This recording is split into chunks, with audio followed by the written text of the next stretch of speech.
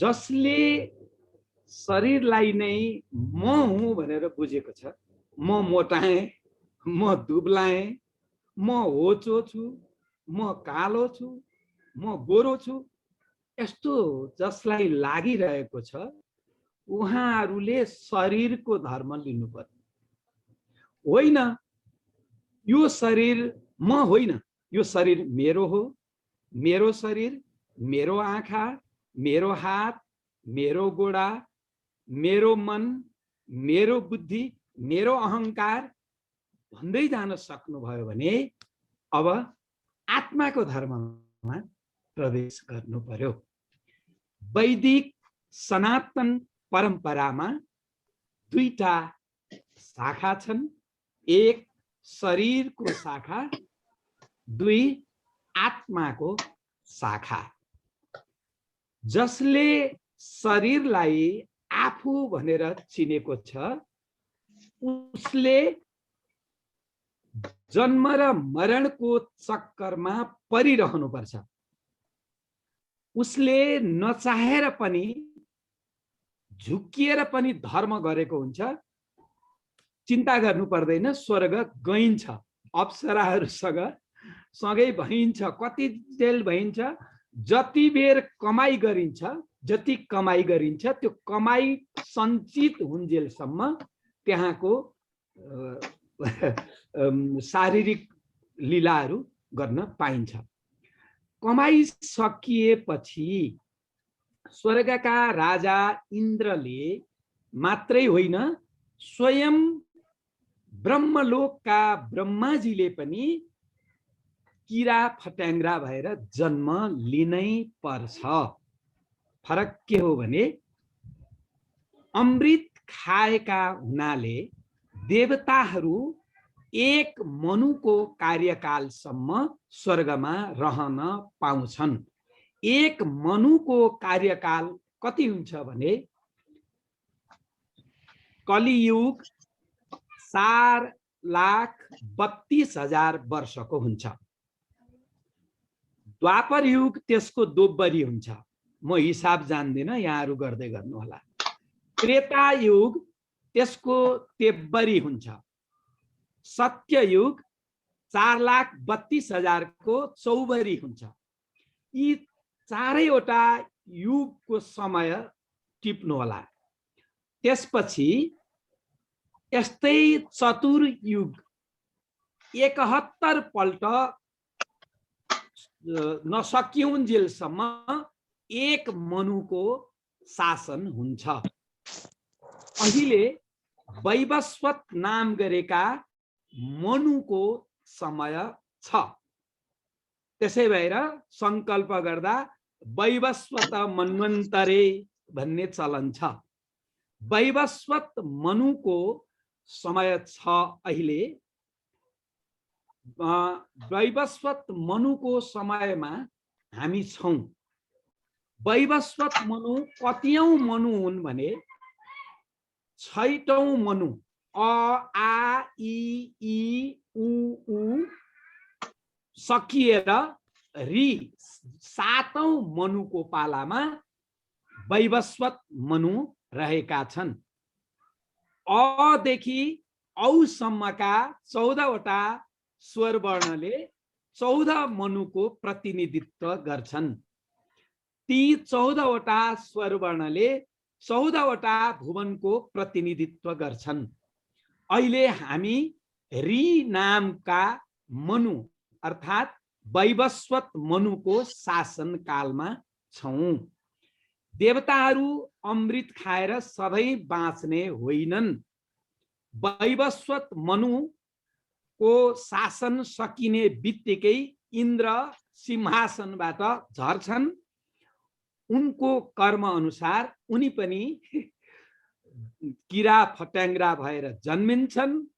किरा फट्याङ्ग्रा जस्तै मर्छन्। 84 लाख योनिमा घुम्नै पर्छ। मृत्युको समयमा देवतालाई सम्झेर मर्यो भने त्यो आत्मा देवता बन्छ। पितृलाई सम्झेर मर्यो भने त्यो आत्मा पितृ बन्छ, पितृलोकमा जान्छ। भूत प्रेतलाई सम्झेर मर्यो भने भूत प्रेत बन्छ। मान्छेलाई सम्झेर मर्यो भने मान्छे नै भएर जन्मन्छ। अनि भगवानलाई सम्झेर मर्यो भने ऊ भगवानकै लोकमा जान्छ, भगवान नै बन्छ। यसैले गीतामा श्री कृष्णले भनेका छन्, देवान यान्ति देवव्रतः, पितृन यान्ति पितृव्रतः, भूतानां यान्ति भूतेज्या, यान्ति मध्याजिनोऽपि माम्। यसकारण यो शरीरको धर्म जन्म र मरणको चक्करमा गइरहन्छ। हामी र भगवान परमात्मा एकै दिनका हौं, जेठा कान्छा होइनौं। पानी र समुद्र एकै दिनको हो। समुद्र जुन दिनको हो, पानीको थोपा पनि त्यही दिनको हो। भगवान समुद्र हुन् भने हामी पानीका थोपा। भोलि सुनौला यहाँ एक राउन्ड घुमाएर ल्याए के अहिले। हजुर त्यहाँ सुनिएको छ नि, हुनाले उनी सर्वात्मा हुन्, सर्वात्मा भएको हुनाले परमात्मा हुन्। अनि हाम्रो वैदिक शास्त्रले के भन्छ भने, पूर्वीय शास्त्रले, पाश्चात्य शास्त्रीहरू जमिन जति छ त्यसको 3 गुणा बढी जल छ भन्छन्। होइन, पृथ्वी भन्दा 10 गुणा बढी जलको मात्रा छ। एकदमै टिप्नु होला। पृथ्वीको मात्रा जति छ त्यसको 10 गुणा बढी मात्रा जलको छ। जल भन्दा बढी मात्रा, 10 गुणा बढी मात्रा अग्निको छ। अग्निको भन्दा 10 गुणा बढी मात्रा वायुको छ। अनि वायु भन्दा 10 गुणा बढी आकाश छ। यो भौतिक आकाश। दिव्य आकाश त ब्रह्मलोक भन्दा माथि छ, अर्कै छ, छुट्टै छ। दिव्य ज्योति अर्कै छ। यो सूर्य चन्द्रमाको ज्योति परमात्माको लोकमा जाँदैन, ब्रह्मलोकसम्म मात्रै पुग्छ। यो ब्रह्मलोक भनेपछि 14 भुवनको बीचमा हाम्रो पृथ्वी छ।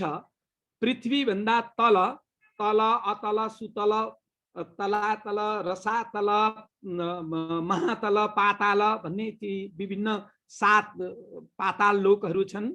अनि यो भूरलोक भयो हाम्रो पृथ्वी। भूरलोक भन्दा माथि भूवरलोक, भूवरलोक भन्दा माथि स्वरलोक, स्वरलोक भन्दा माथि महरलोक, महरलोक भन्दा माथि जनलोक, जनलोक भन्दा माथि तपोलोक, तपोलोक भन्दा माथि सत्यलोक, त्यसपछि छैन। यो भौतिक जगत सत्यलोकसम्म छ। भौतिक वैज्ञानिकहरू पुगे भने सत्यलोकसम्म पुग्न सक्छन्, वैज्ञानिक पनि पुग्न सक्छन्। जसरी दानवहरू पुगेका थिए नि, पहिले ब्रह्मालाई पनि आक्रमण गर्न पुगेका थिए, देवतालाई पनि आक्रमण गर्न पुगेका थिए। त्यसै गरी महाभौतिकवादीहरू, उग्र भौतिकवादीहरू त्यहाँसम्म पुग्न सक्छन्, ब्रह्मलोकसम्म पुग्न सक्छन्, तहल्का मचाउन सक्छन्। यो कुनै आश्चर्यको कुरो होइन।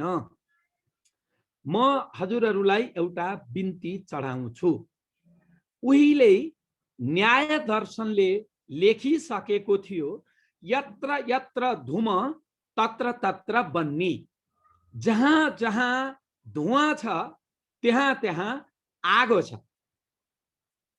त्यसकारण पानीमा बाष्प देखियो नि, बाफ हो। पानीमा जाडो महिनामा नदीमाथि यहाँहरूले सेतै कुहिरो जस्तो देख्नुहुन्छ, हो त्यो आगोको कारण निस्किएको हो, आगोको धुवाँ हो त्यो।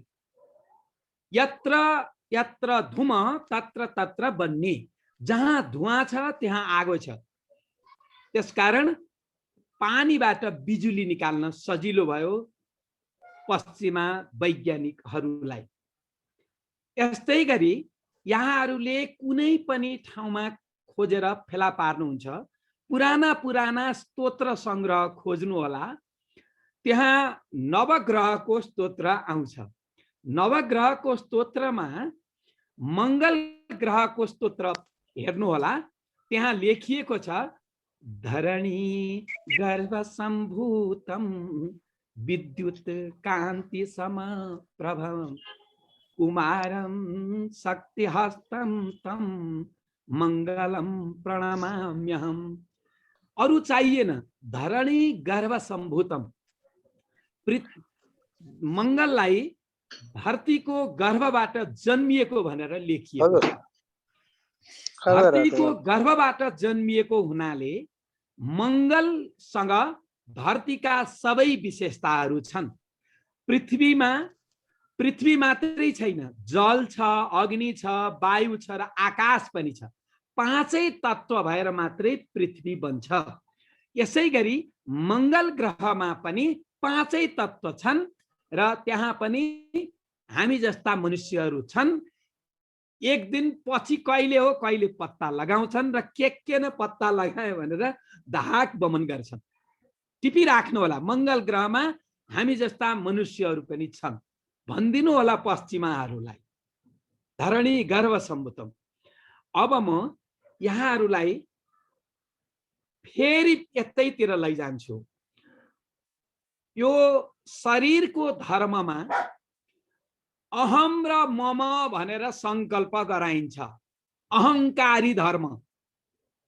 हाम्रो पुरोहितहरूले त्यो कुनै पनि वेदमा लेखिएको कुरो होइन, त्यो संकल्प अवैधिक संकल्प हो। वेद विपरीतको संकल्प हो। वेदले कहीँ पनि कर्म गर्नु भनेको छ, तर सकाम कर्म गर्नु भनेको छैन। सकाम संकल्प, कुनै कामना गरेर संकल्प गर्नु भनेको छैन। वेदले के भन्छ भने दिनदिनै मनुष्यले पञ्चयज्ञ गर्नुपर्छ। किनभने जग्गा जमिनको लाल पूर्जा पनि मनुष्यसँग मात्रै छ, घर पनि मनुष्यले नै बनाएको छ, बैंक ब्यालेन्स पनि मनुष्यसँगै छ। यो संसारभरिको ब्रह्माण्डभरिको सम्पत्ति दोहन गर्ने पनि मनुष्य नै हो। यसकारण त्यो मनुष्यले जोसँग लाल पूर्जा छैन, बैंक ब्यालेन्स छैन, बिचरा त्यो सर्वहारा देवताहरू केही पनि छैन बिचराहरूको नाउँमा, न बैंक ब्यालेन्स छ, न घर छ, न जग्गा जमिन छ, केही छैन बिचराहरूको। हो, देवताहरूलाई सधैँ सधैँ हवन गरेर खानुपर्छ। सधैँ गर्न सकिएन भने वर्षमा एक दिन द्वादशी हवन गर्ने चलन छ नि, ठुलो एकादशी पछाडि। हो, हरिबोधिनी एकादशी पछाडि हवन गर्ने चलन किन आयो भने हाम्रो वर्ष दिन देवताको एक दिन हुन्छ। त्यसैले हामीले वर्षमा एक दिन मात्रै दिएको हवनले पनि उनीहरू दिनदिनै पालिन्छन्। त्यसकारण हवन गर्ने चलन आयो। अब आयो पितृहरूको। हाम्रो एक महिना पितृको एक दिन हुन्छ। यसकारण पितृहरूलाई तर्पण दिनदिनै दिन नसके पनि महिनामा एकचोटि दिनै पर्छ। दिनदिनै सम्भव छैन भने महिनामा एक दिन, जुन तिथिमा पर्छ नि, यो महिनामा त पुरै तिथि हुन्छ हैन, जुन तिथिमा पर्छ महिनामा एक दिन तर्पण दिने। केही छैन भने तिल र पानी दिने। तिल र पानी दिए पुग्यो। होइन त्यो पनि छैन भने हत्केला माथि उठाइदिएर हे श्री कृष्ण तिमीले नै बनाऊ, हेड कुक उनै हुन्। कृष्णलाई चढाएपछि सबै पितृले, सबै देवताले, सबै ऋषि मुनिले सबैले पाउँछन्। त्यो कुरा कहाँ छ भने कृष्णलाई चढाइदिएपछि सबै देवी देवता, सबै पितृहरूले पाउँछन् भन्ने प्रमाण महाभारतमा छ, शिव पुराणमा छ र श्रीमद् भागवतमा पनि छ। के भएछ भने जब पाण्डवहरू वनवास गए त्यति बेला युधिष्ठिरलाई ठुलो चिन्ता पर्यो। अब अतिथि सत्कार कसरी गर्ने, आएका अतिथिहरूलाई कसरी खुवाउने। वनमै बसे पनि राजा महाराजाले त खुवाउनु पर्यो। भगवान सूर्यको उपासना गरे। सूर्यले एउटा यस्तो पात्र दिए जुन अक्षय पात्र, एक माना पाक्ने भाँड नहुने। महाराज तपाईले यत्रो सत्कार गर्नुभयो, म के वरदान दिउँ?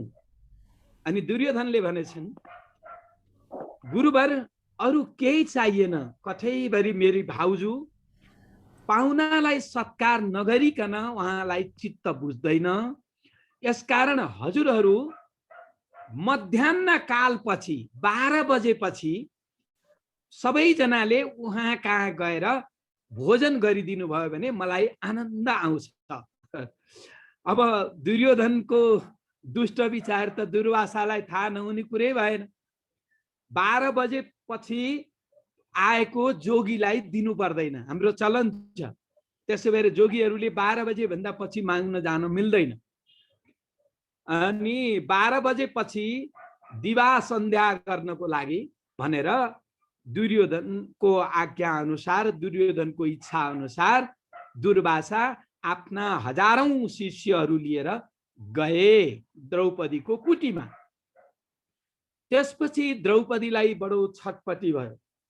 अब के भने, एकैचोटी भने दुर्वासाले, ल महारानी, हामी मध्याह्न सन्ध्या गरेर आउँछौँ, स्नान गरेर आउँछौँ नदीमा। हाम्रो स्नान सन्ध्या सकिने बित्तिकै हामीहरूलाई भोजन तयार गर्नुहोला।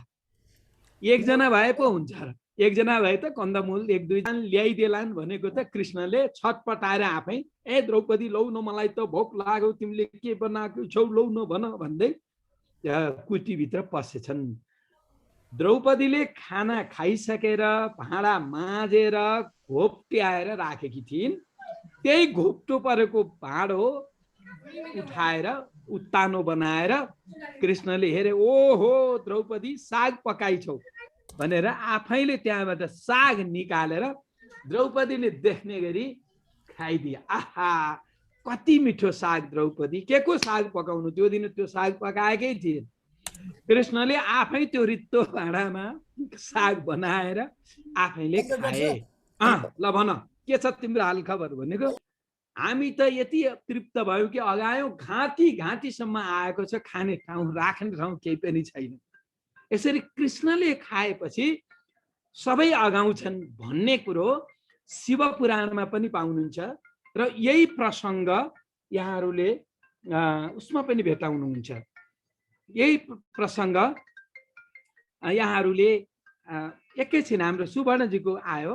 हजुर, म त धाक लगाइरहेको छु र श्रीमद् भागवतमा पनि छ। हामीले सबै देवी देवतालाई सम्झन थाल्यौँ भने यो रुखको पातमा, फलमा, फुलमा छुट्टा छुट्टै पानी हालियो भने न पातले पाउँछ, न फलले पाउँछ, न फुलले पाउँछ। ज्वरोमा हालियो भने ज्वरोमा हालेको पानी चाहिँ जराले पातलाई कति चाहिने, फुललाई कति चाहिने, फललाई कति चाहिने, कुन फललाई कति चाहिने, कुन हाँगालाई कति चाहिने, सबै जराले मिलाएर दिन्छ। यो संसार उल्टो वृक्ष सम्झनु होला, उल्टो रुख। ब्रह्मलोक भन्दा माथि जरा, ब्रह्मलोक भन्दा तल चाहिँ यो उल्टो रुखमा हामी चाहिँ हाँगा बिगा पाततिर बसिराखेका छौँ। ब्रह्मलोक भन्दा माथि जरा छ। त्यसकारण जरा, सबैभन्दा मूल जरा भनेका राधा कृष्ण। राधा कृष्णलाई मान्छ वेदले। कह वै परम देवता भनेर भन्छ। कह देव परम, कह परम देव भनेर प्रश्न गर्छन्। अनि कृष्ण हवै परम देवम दैवतम भनेर उत्तर आउँछ। कृष्ण नै परम देवता हुन् भनेर भनिन्छ। त्यो भन्दा पनि माथि, कृष्ण भन्दा पनि माथिल्लो तत्त्व चाहिँ राधा। म अब त्यसमा प्रवेश गर्नु अगाडि यो सांसारिक धर्मको विषयमा टुङ्ग्याउने बेला भयो। कृष्णले के भनेका छन् गीतामा भने, प्रत्येक प्राणीलाई समः सर्वेषु भूतेषु मद भक्तिम लभते पराम।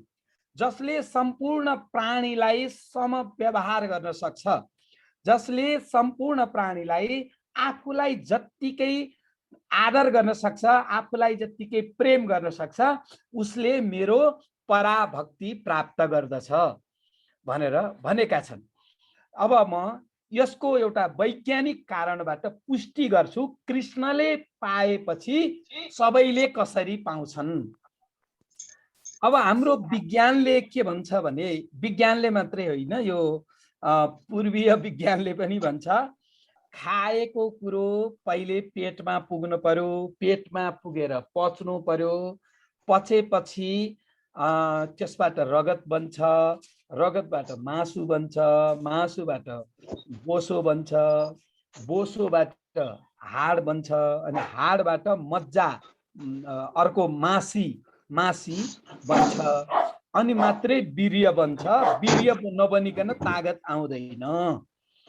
अब पच्ने नै 2-3 दिन लाग्छ, त्यो खाएको कुरो पच्नै 2 दिन लाग्छ है।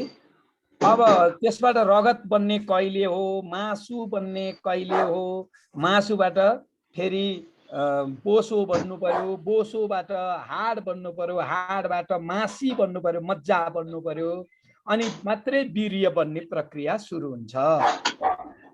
हेर्नुस्, अब म एउटा अचम्मको कुरा सुनाइदिन्छु, सबैले अनुभव गर्नुभएको कुरा, एकैछिन सम्झौँ। हामी 2-3 दिन भोको भयौँ, मानौ कुनै ठाउँमा धेरै नै भोक लागेको बेला सम्झौँ, त्यति बेला मान्छेले धेरैजनालाई भनेर पकाएको चिज देख्दाखेरि यति त म एक्लैले खान्छु, के गरे होला भन्ने जस्तो पनि लाग्छ। त्यस्तो थाल खाउँ कि भात खाउँ जस्तो भोक लाग्छ नि। भोक लाग्छ अनि हाम्रो भागमा एक थाल ल्याइदिन्छन्। त्यो एक थालबाट हामी पहिलो गाँस मात्रै लिन्छौँ। बडो हेर्नुहोस् है, ध्यान दिनु होला।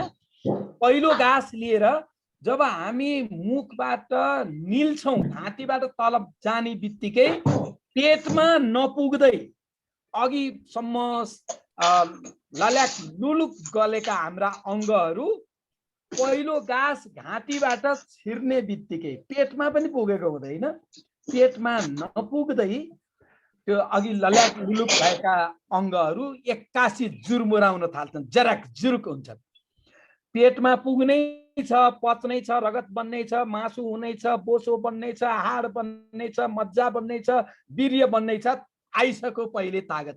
किन आयो भने हाम्रो हृदयमा भगवान शिव 2टा स्वरूपमा बसेका छन्।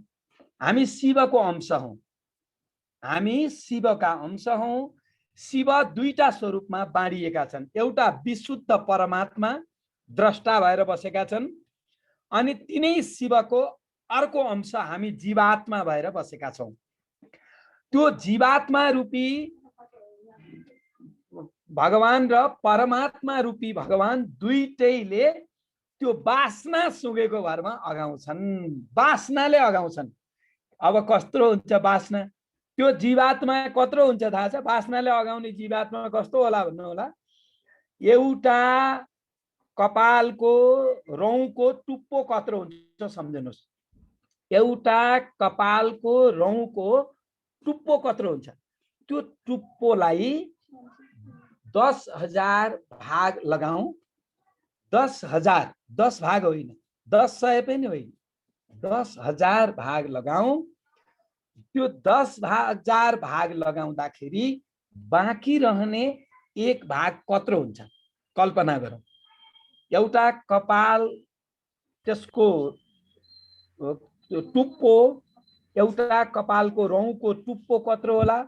त्यो टुप्पोलाई 10,000 भाग लगाउँदा बाँकी रहने 1 भाग कत्रो होला? हामी त्यत्रो छौँ, हाम्रो जीवात्मा त्यत्रो छ। अनि परमात्मा त अझ साना छन्। त्यहाँ भित्रका परमात्मा त कति साना छन् भनेपछि यहाँनिर अब बुझ्नु पर्यो, वासना खाएर अगाउँछन्। पितृहरूले कसरी पाउँछन् भन्छौन्? होइन, पितृले सूक्ष्म शरीर लिएर, त्यही अघि मैले भने जत्रै अणु शरीर लिएर आउँछन्, श्रद्धापूर्वक दिएको कुरा खान्छन्, जान्छन्। पितृले पाउँछन्, अवश्य पाउँछन्। यो कुराको प्रमाण अब जाउँ भूत प्रेततिर। झ्याल ढोका पुरै लगाएको छ, कतैबाट हावा नछिर्ने गरी झ्याल ढोका लगाइएको छ।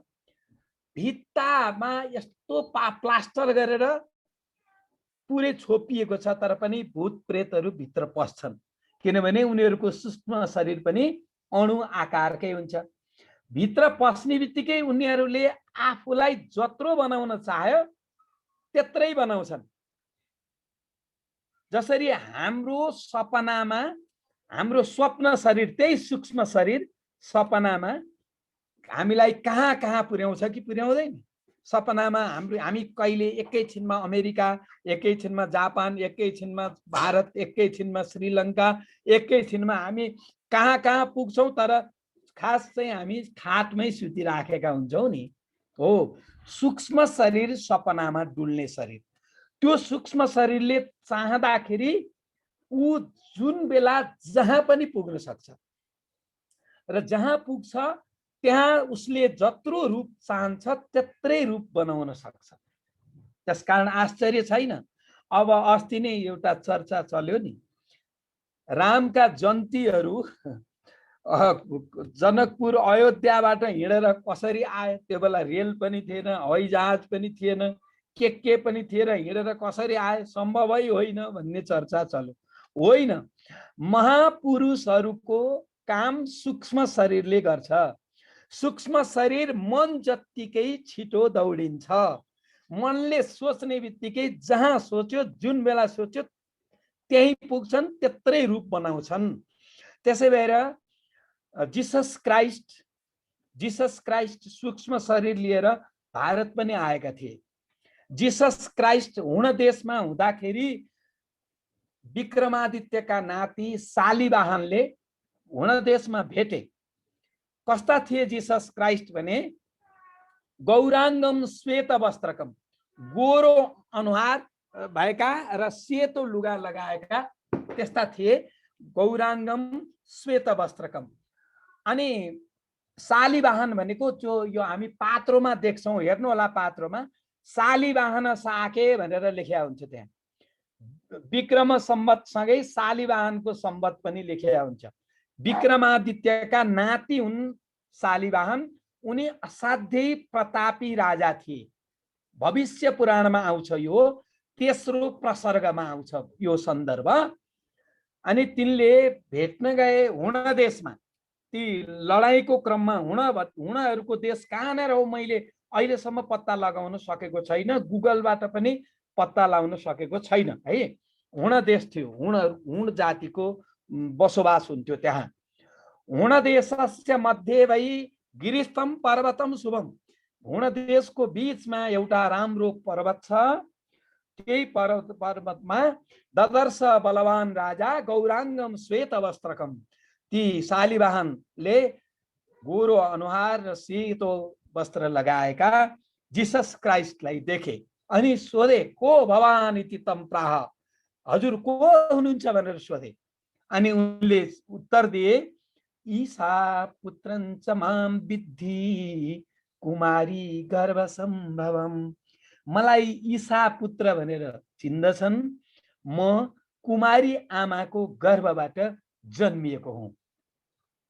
त्यसरी परिचय दिएका छन्। दिएपछि अनि किन त यहाँको त्यो अवतार किन भयो, किन जन्मिनु भयो, यहाँ प्रकट हुनुपर्नेको कारण के हो कुमारी आमाको गर्भबाट भनेपछि अनि उहाँले भन्नुहुन्छ, म्लेच्छहरूले त्यति बेला यहुदीहरूको अचाक्ली थियो। यहुदीहरूको वर्णाश्रम धर्ममा असाध्यै ठुलो अपराध थियो। त्यही अपराधीकरण देखेर कार्ल मार्क्स पनि यहुदी पुरोहितका नाति रहेछन्। बडो टिपिनु होला, असाध्यै मजाको कुरा यो, म हावादारी कुरो गर्दिनँ। जी, हाम्रो कार्ल मार्क्स यहुदी पुरोहितका नाति थिए। यहुदी पुरोहितहरूले गरेको अचाक्ली देखेर कार्ल मार्क्सले धर्मलाई अफिम भनेका थिए। हेर्नुहोस्, त्यही अचाक्ली जिसस क्राइस्टले पहिल्यै देखिसकेका थिए।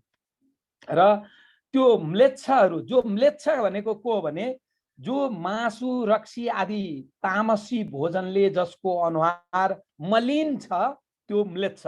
अचेलको म्लेच्छ हामी पनि हौँ। अहिलेका बाहुनहरू त सबैभन्दा ठुला म्लेच्छ हुन् है। रक्सी मासु खाएर झोल हुन्छन्, मल पनि थाहा पाउँदैनन्, ढल पनि थाहा पाउँदैनन् है। जहाँ पायो त्यही मुन्टो बिसाउँछन्, हिँड्छन् है। त्यसले म्लेच्छहरूको अहिले कहाँ छन् भन्नु पर्यो भने ढलमा अहिले साँझ परिवेशी जाँदाखेरि देखिन्छ है। दरबार मार्गतिर कति छन् भेटिन्छन्। अब म एकछिन फेरि यहीँ गएँ। म्लेच्छहरूले धर्मको अतिक्रमण गरेको हुनाले मैले उनीहरूलाई धर्मको बाटोमा ल्याउनको लागि म अवतार लिएको हुँ भनेर उहाँले आफ्नो परिचय दिनुहुन्छ जिसस क्राइस्टले, ईसा मसीहले। त्यसपछि शालिवाहनले उहाँलाई नमस्कार होइन प्रणाम गरेर ढोगेर प्रणाम गरेर लम्पसार साष्टाङ्ग दण्डवत प्रणाम गरेर फर्किनु भएको छ।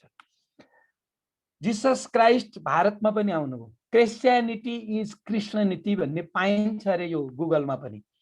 भगवान कृष्णको गीता दर्शनबाटै क्रिस्चियनिटी बनेको भन्ने कुरो बुझेर अहिले पश्चिमाहरू सोभियत सङ्घमा त धेरै नै भयो, बाइबलको सट्टा गीता पढाइ हुन्छ है। कुन कुन ल्यान्ड नाउँ गरेको देशहरूमा छ, यहाँहरूलाई अझै म त ठ्याक्कै भनौँ भने फिनल्यान्डमा हो कि भने जस्तो सुनेको छु, फिनल्यान्डमै भन्ने जस्तो सुनेको छु। यो ल्यान्ड मदरल्यान्डमा त होइन, फिनल्यान्डमै हो। फिनल्यान्डमा चाहिँ गीताको पढाइ हुन्छ 4-5 कक्षादेखि नै स्कुलमै विद्यालयमै पढाइ हुन्छ अहिले पश्चिमी जगतमा। अनि यहाँहरूले कतिको हेर्नु भएको छ, युट्युबमा देख्नुहुन्छ पश्चिमी देशमा जिसस क्राइस्टको जन्मदिनमा पनि हरे राम राम राम हरे हरे, हरे कृष्ण कृष्ण कृष्ण हरे हरे भनेर हरे राम हरे कृष्णको संकीर्तन गरिएको थियो। म अहिले यसमा धेरै बेर गइन। त्रेता युगमा जनकपुरमा कसरी आए त अयोध्याबाट भने उनीहरू सूक्ष्म शरीर लिएर आए। सूक्ष्म शरीरले शङ्कराचार्यले हेर्नुहोस् जम्मा 32 वर्ष शङ्कराचार्य यो धराधाममा बस्नुभयो। उहाँले त्यत्रा शास्त्रहरूको गीताको भाष्य लेख्नुभयो, बृहद आरण्यको उपनिषदको भाष्य लेख्नुभयो होइन, ब्रह्मसूत्रको भाष्य लेख्नुभयो, त्यस्ता कयौं शास्त्रको भाष्य लेख्नुभयो। लेखेर मात्रै होइन, उहाँले 10 नामी सन्यासीहरू जो बाहुन थिए पहिला, ती ब्राह्मणहरू हुन्, सबै ब्राह्मणहरूलाई 10 नामी सन्यासीहरू छन् नि, गिरी पुरी आदि इत्यादि, वन भारती आदि 10 नाम मलाई पुरै कण्ठ आउँदैन। 10 नामी सन्यासीहरूलाई ठाउँ ठाउँमा राखिदिनु भयो। जसले भाषा सिकाउँथे तिनीहरू भारती भए, जो वनमा बस्थे ती वन भए, जो सहरमा बस्थे ती पुरी भए, जो पहाडमा बस्थे ती गिरी भए। यसै गरी तिनीहरूको थर राखिएको छ। तिनीहरू हुन् चाहिँ भ्रष्ट ब्राह्मण। भ्रष्ट ब्राह्मण किन भनेको भने सन्यासमा गइसकेपछि गृहस्थमा फर्कन हुँदैन। पहिलो आश्रम, यो सांसारिक धर्ममा 4 वटा आश्रम हुन्छ। एउटा ब्रह्मचर्य आश्रम, हामी 25 वर्ष नहुन्जेलसम्म ब्रह्मचर्य आश्रममा बस्नुपर्छ। ब्रह्मचर्य आश्रममा बस्नेहरूले 25 वर्षसम्म केटा मान्छेले केटी मान्छे र केटी मान्छेले केटा मान्छेको कल्पना पनि गर्नु हुँदैन, छुने कुरो त परे जाओस्। 25 वर्ष ब्रह्मचर्यमा बस्ने, त्यसपछि 25 वर्षदेखि 50 वर्षसम्म अब ब्रह्मचर्यमा बस्न पाइँदैन, छाडा लाग्नुपर्छ, मजासित रमाइलो गर्नुपर्छ है। गृहस्थ आश्रममा जाने, बच्चा जन्माउने, जति मन लाग्छ जन्माउने, 25 देखि 50 सम्म सबै गरिसकेपछि 50 वर्षको उमेर नाग्ने बित्तिकै वानप्रस्थमा जानुपर्छ, जङ्गलमा जानुपर्छ। हामी सबैजना यहाँ 50 वर्ष माथिका छौँ के है। हामी अहिले जङ्गलमा हुनु पर्थ्यो। जङ्गलमा नभए पनि घरमा बस्दाखेरि पनि जङ्गली खाना खाएर बस्नु पर्थ्यो। जङ्गली नै जस्तै घर गृहस्थीको कुनै पनि कुरा नसम्झिकन बस्नु पर्थ्यो। गृहस्थलाई त्याग गरेर छोराछोरी को छन् हुर्केका, लौ के गर्छौ गर, बाँचे बाँच, मरे मर भनेर सुन्नु पर्थ्यो। त्यो नगरेर अझै नातिलाई हेर्नु कमाउनु पर्यो, पनातिलाई कमाउनु पर्यो, खनाती छनाती भन्दा भन्दै अनि त्यही चिन्ताले त हार्ट एट्याक भएर मर्छ मान्छे। त्यही चिन्ताले त ब्रेन जम्मै यो दिमागको तार खुस्किन्छ, हृदय र दिमाग त सँगसँगै हुन्छ, त्यहाँ तार खुस्किन्छ चेट है। त्यसो हुनाले हामीले अहिले वानप्रस्थको समय थियो। हामीले वानप्रस्थ गर्न नसके पनि जङ्गलमा कहाँ जाने है, जङ्गल भए पो जाने अहिले त है। जताततै घरमै बस्दा पनि हामीले जङ्गलमा बसेको अनुभव गर्न सक्नुपर्छ। अनि 75 नागेपछि सन्यास आश्रम मागेर खाने, जसले जे दिन्छ जडौरी दिए जडौरी लाउने, नदिए नाङ्गे हिँड्ने, जुठो दिए जुठो खाने, मिठो दिए मिठो खाने, मिठो नमिठो नभन्ने, त्यस्तो हुनुपर्ने। झन् 70-75 नागेका बुढाबुढी त झन् मिठो दिए नभन्छन्, गुनगुन गर्छन्, अनेक अनेक झन् चौपटै छ है। त्यसकारण वर्णाश्रम धर्म अहिले छैन। वर्ण धर्म आश्रम धर्म कसरी गयो भने 25 वर्षसम्म ब्रह्मचर्यमा बस्नुपर्ने हाम्रा बाजेहरूले बाल विवाह गरे। मेरो बाको बिहा गर्दाखेरि 6 वर्षको हुनुहुन्थ्यो रे है। 6 वर्षमै व्रतबन्ध र बिहा सँगै गरेको आमाको दुध खाँदैको बच्चालाई बिहा गरेर लैजाँदाखेरि डोलीबाट बिउजिनु भएछ उहाँ पुग्दाखेरि। अनि के होला भने कसैले केरा दिएर फकाए, कसैले के दिएर फकाए, आमाको दुध चाहिएको, कान्छो छोरो है। आमाको दुध भनेपछि गाउँको एकजना महिलालाई बोलाएर अनि उहाँलाई दुध खुवाएर अनि यज्ञमा राखेको भनेर मेरो ठुलो बाले भन्नुहुन्थ्यो। अब म त बाको बिहामा जानु पाइनँ है। मैले भनेपछि अब वर्ण धर्म आश्रम धर्म त गयो। 25 वर्षसम्म ब्रह्मचर्यमा बस्नुपर्नेलाई 6 वर्षमै जोडी बाँधिदिएपछि के भयो? आश्रम धर्म गयो। अब वर्ण धर्म छ त, वर्ण 4वटा वर्ण, ब्राह्मण, क्षत्रिय, वैश्य, शूद्र। यो जन्मले ब्राह्मण, क्षत्रिय, वैश्य, शूद्र चाहिँ होइन है। चातुर्वर्ण्यम मया सृष्टम गुण कर्म विभागत। 4 वर्ण मैले सृष्टि गरेको हुँ गुण र कर्मको आधारमा। जसमा जस्तो योग्यता छ त्यो योग्यताको आधारमा मैले 4 वर्ण विभाजन गरेको हुँ। अहिले पनि त योग्यता अनुसार एउटै घरका कोही इन्जिनियर, कोही डाक्टर, कोही मास्टर, कोही डस्टर के छन् हैन। भनेपछि योग्यता अनुसार एउटै घरमा पनि त जात विभाजन भएकै छ। त्यसरी गरिएको। अब ब्राह्मणस्य मुखमासित भनेर भनियो नि, त्यो ब्राह्मण चाहिँ भगवानको मुख भन्छ। के को अहिलेको यो भट्टे बाहुनको कुरा गरे हो, भट्टीवाल बाहुनको कुरा गरे होइन नि त। त्यति बेला ब्राह्मण चाहिँ भगवानको मुख भनेको ब्रह्मलोकका ब्रह्माजी जो ब्रह्मचर्यमा थिए, जसले ब्रह्म बुझेका थिए। ब्रह्मविद ब्रह्मैव भवति, ब्रह्मम जानाति इति ब्राह्मण।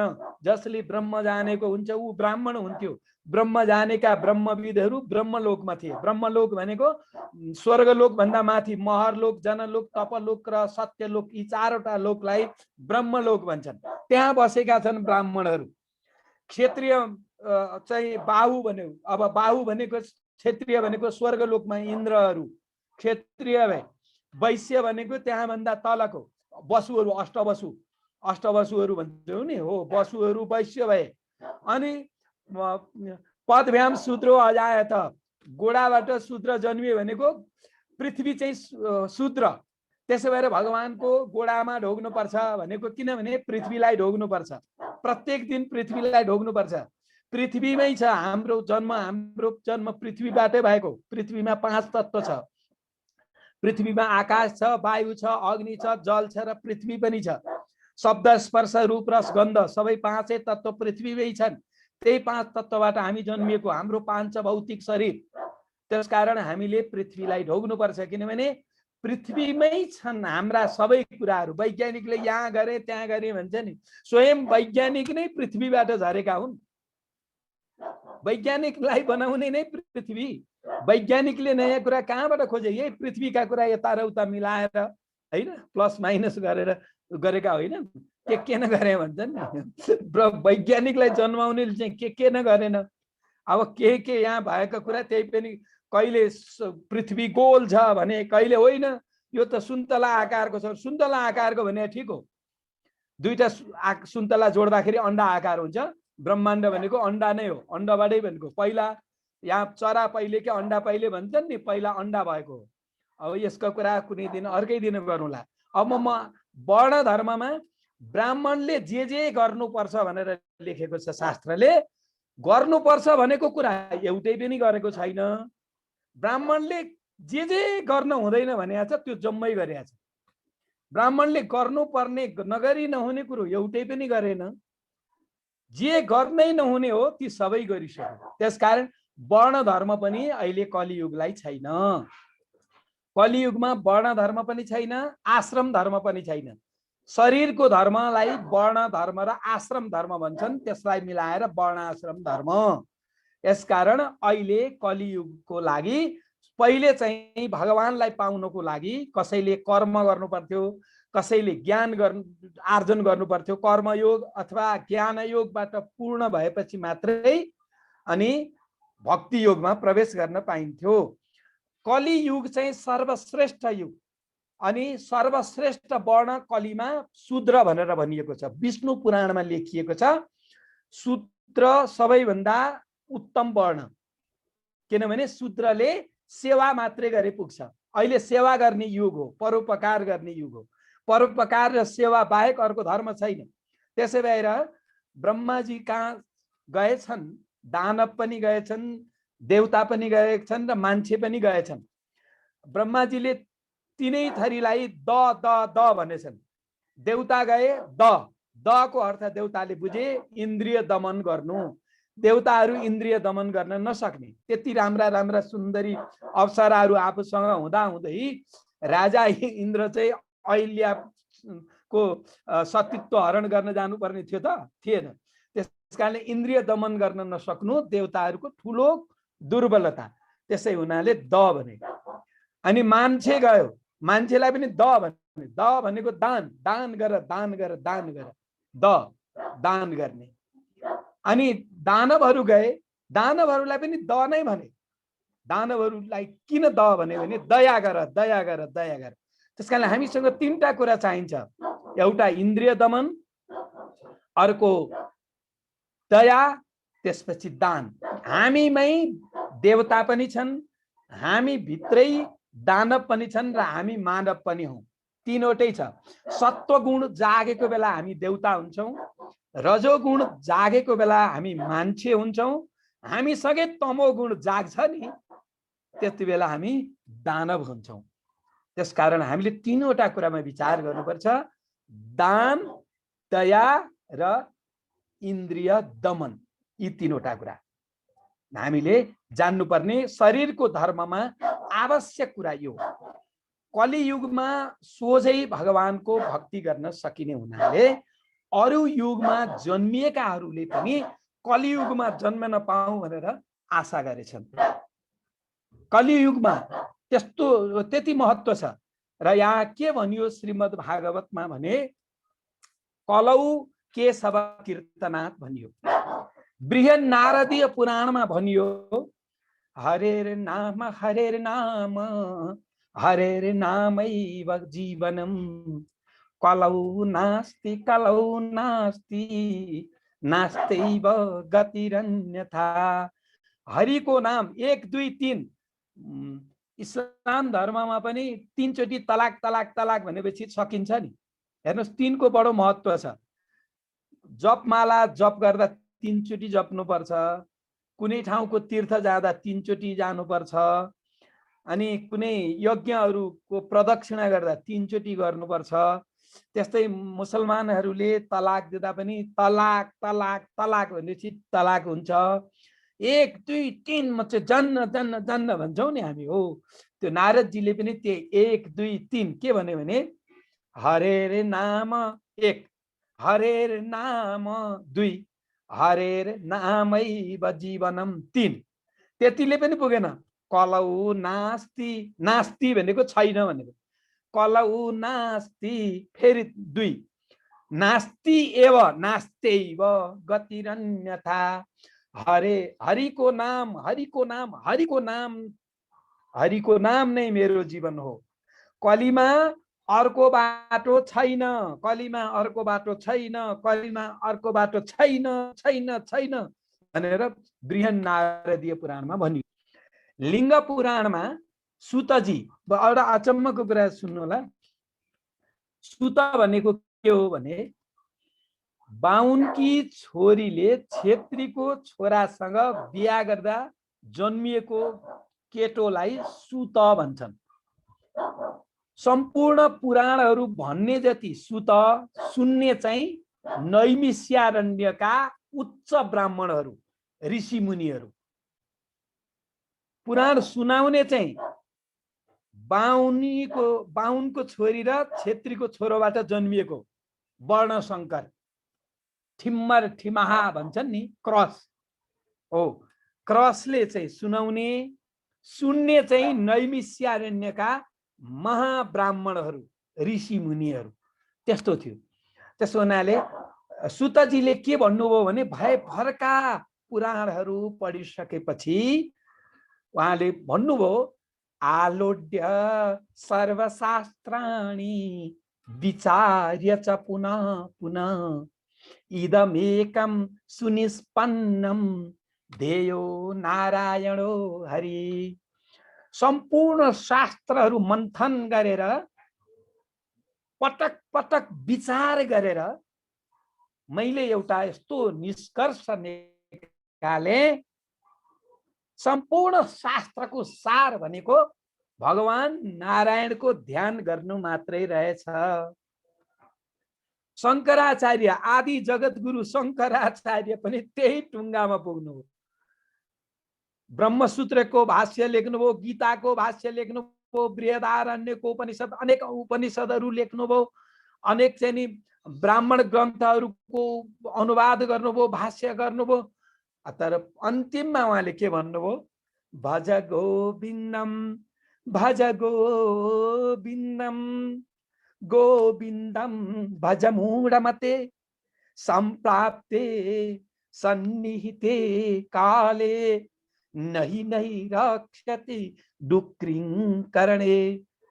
ए मूढमते, ए मूर्ख बलदेव, भज गोविन्द, गोविन्द भज, लाटा मूर्ख स्वाट, भज गोविन्दम भज गोविन्दम, गोविन्द भज, गोविन्दम भज मूढमते। फेरि तीनचोटि नै भन्छन् शङ्कराचार्य पनि, भज गोविन्दम भज गोविन्दम गोविन्दम भज। हेर्नुहोस् तीनचोटि नै, भज गोविन्दम भज गोविन्दम गोविन्दम भज मूढमते सम्प्राप्ते सन्निहिते काले नहि नहि रक्षति डुक्रिं करणे।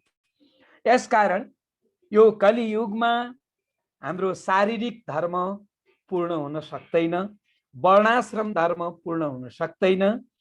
सोझै प्रत्येक प्राणी र पदार्थमा भगवानको भाव राखेर, प्रत्येक प्राणी परमात्मालाई सेवा गरेर भगवानलाई मनमा राखिराख्ने, मनमा भगवान राख्ने, अनि तनले हाम्रो शरीरले चाहिँ संसारका सबै प्राणीहरूको र सबै पदार्थहरूको सेवा गर्ने। पदार्थको पनि सेवा गर्नु पर्यो।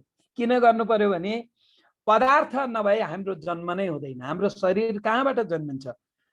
पृथ्वी, अप, तेज, वायु, आकाश, यी 5 पदार्थलाई हामीले शुद्ध राख्नुपर्छ। अहिलेका वैज्ञानिकहरूले 5 पदार्थलाई अशुद्ध बनाए, ग्लोबल वार्मिङ उनीहरूले नै ल्याए, कार्बन उत्सर्जन नचाहिँदो उनीहरूले नै गरे। यो संसार ध्वस्त गर्ने दानव भनेका आधुनिक शासकहरू हुन्, अहङ्कारी शासकहरू। र यसैको क्रममा केही समयपछि एउटा भगवान र भक्त भन्ने पुस्तक छापिँदैछ, विराट ठुलो। अर्को भगवान र भाषा भन्ने छ। त्यो भन्दा अगाडि एउटा भट्टी भागवत आउँछ हास्य व्यङ्गको शैलीमा, अनि अर्को अहङ्कार नमस्कार भन्ने दर्शन शास्त्र आउँछ, त्यो पनि हास्य व्यङ्गको शैलीमा। कुनै समय भएछ भने त्यो हास्य व्यङ्ग पनि म सुनाउला। छिटै नै प्रकाशित हुँदैछ। अब मैले आफ्नो विज्ञापन गरेर मैले के पनि अर्को एउटा जानकारी गराउँ भने, यहाँहरू कोही इच्छुक हुनुहुन्छ भने अक्षरालय भाषा प्रतिष्ठान भन्ने त्यो प्रतिष्ठानको प्रमुख म आफै छु। त्यो भाषा प्रतिष्ठानले सशुल्क संस्कृत भाषा सिकाउँछ। आगामी वैशाख पूर्णिमादेखि विधिवत जुमबाटै कक्षा सञ्चालन हुँदैछ। त्यो कक्षामा यहाँहरूले बढीमा 1 महिना, बढीमा भने है मैले, बढीमा 1 महिना कक्षा लिन सक्नुभयो भने भागवत पढ्न सकिन्छ भाका हालेर, त्यतिसम्म चाहिँ हुन्छ। अरू चाहिँ म त्यसभन्दा पछिको कक्षामा भन्नुला। 1 महिना भित्रमा भागवत, श्रीमद् भागवत पढ्न सकिन्छ। अब मैले यो छुट्टै ठाउँमा कक्षा नै लिने व्यवस्था गर्ने सोच बनाएको थिएँ। फेरि कोरोना फैलिने भयो भन्ने हल्ला आयो। कोरोनाको भयले पनि जुमबाटै गर्नुपर्छ कि भन्ने सोचेको छु। कोरोनाको भयबाट मुक्त हुन सकियो भने होइन कुनै होटलमा गरौँ सामाजिक दूरी राखेर भनेदेखि अलि बढी शुल्क लाग्ला है, शाकाहारी होटल खोजौँला, त्यहाँ पनि राख्ने व्यवस्था मिलाउन म सक्छु। यहाँहरू इच्छुक हुनुहुन्छ भने म 1 महिना भित्रमा, संस्कृत भाषा पढाएर त सकिँदैन, म आफैले जानेको छैन के सिकाउँ। पछि संस्कृतका शब्द कसरी बनाउने, मेरो विषय चाहिँ नेपाली वर्णविन्यासमा संस्कृतको प्रभाव। वर्णविन्यास भनेको स्पेलिङ, हिज्जे, नेपालीको स्पेलिङमा संस्कृतको स्पेलिङको प्रभाव छ भनेर त्यही विषयमा मैले विद्यावारिधि गरेको भन्नु पर्यो है। पिएचडी मेरो विषय त्यो हो। त्यसो हुनाले म सजिलोसँग पहिला अक्षर चिनाउँछु। साँच्ची हाम्रा कुन कुन अक्षरमा कुन कुन भगवान छन् भनेर म त्यो पनि भन्छु। ओम के हो, अहङ्कार के हो, हाम्रो जन्म अहङ्कारबाट भएको छ, कसरी अहङ्कारबाट भएको भन्ने कुरा पनि म पुष्टि गर्दछु। त्यो 1 महिनाको कक्षामा यहाँहरूले सबै कुरो थाहा पाउनुहुनेछ। हाम्रा अक्षरहरूको महत्त्व यहाँहरूले सुन्नुभयो होला। अदेखि क्षत्रज्ञसम्म होइन, 403 भन्दा बढी लिपि छन् हाम्रा। त्यो 403 लिपि कसरी भए त्यसको सजिलो उपायसम्म सिकाएर जोरे मेरेका अक्षर, पहिला अक्षर चिनाउँछु। अक्षर चिन्नु भएको छैन यहाँहरूले, मलाई थाहा छ, किनभने मैले पनि पिएचडी नगरुन्जेल अक्षर चिनेको थिइनँ। त्यत्रो 44 वर्ष पढाइयो, 60 वटा जति त के पुस्तक छापिए, त्यसमा पनि 40 वटा त व्याकरणको मात्रै छ। व्याकरण, नेपाली व्याकरणको म सरकारी टाँचा लागेको लेखक पनि हुँ है। सरकारले मेरो व्याकरण मात्रै पढाउनु भनेको थियो 47 सालमा है। मेरा 2टा भाषा बन्दना र ललित व्याकरण। त्यत्रो व्याकरणकार है, ठुलो महाविद्वान। म पिएचडी पहिले, पिएचडी त 72 सालमा गरेको, पिएचडी पहिले महाविद्वान भनेर भाषाको भेउ वा नागरिक शुक्रबारले भाषाको भेउ लेख्न लगाएर किशोर नेपालले तिमी भन्दा ठुलो विद्वान कोही पनि छैन भने म पनि मै हुँ विद्वान भनेर गएँ है। अहङ्कारबाटै जन्मिएको भन्ने कुरा मैले पिएचडी पछिको अनुसन्धानबाट सबै पत्ता लगाएको हुँ। त्यो दिव्य ज्ञान हो। इच्छुक हुनुहुन्छ भने मेरो नम्बर टिपिराखौँ सबैजनाले। ल, यहाँहरू अरू कसैलाई आवश्यक भयो भने 1 महिनामा श्रीमद् भागवत पढेर भ्याइन्छ। 1 महिनामा त्यो होटेलमै बस्नु पर्यो 1 महिना भने चाहिँ त्यो होटेलको शुल्क छुट्टै लाग्छ। नत्र भने त्यो प्रति व्यक्तिले नेपालीलाई चाहिँ कमाइ गर्नुपर्छ भनेर मैले भनिराखेको छु। नेपालीहरूलाई कमाइ शुल्कमा बढीमा त्यही 10-15 हजार लाग्ला, 10-15 हजार चाहिँ त लाग्ला। त्यतिले चिया चाहिँ खान दिन्छ होला है, चिया र बिस्कुट चाहिँ। अनि होटलमै केही गर्नु पर्यो भने चाहिँ छुट्टै एउटा केही गर्नुपर्छ, त्यो हामी त्यही छुट्टै कुराहरू गरौँला। मेरो नम्बर टिपौँ त 9841 9841 39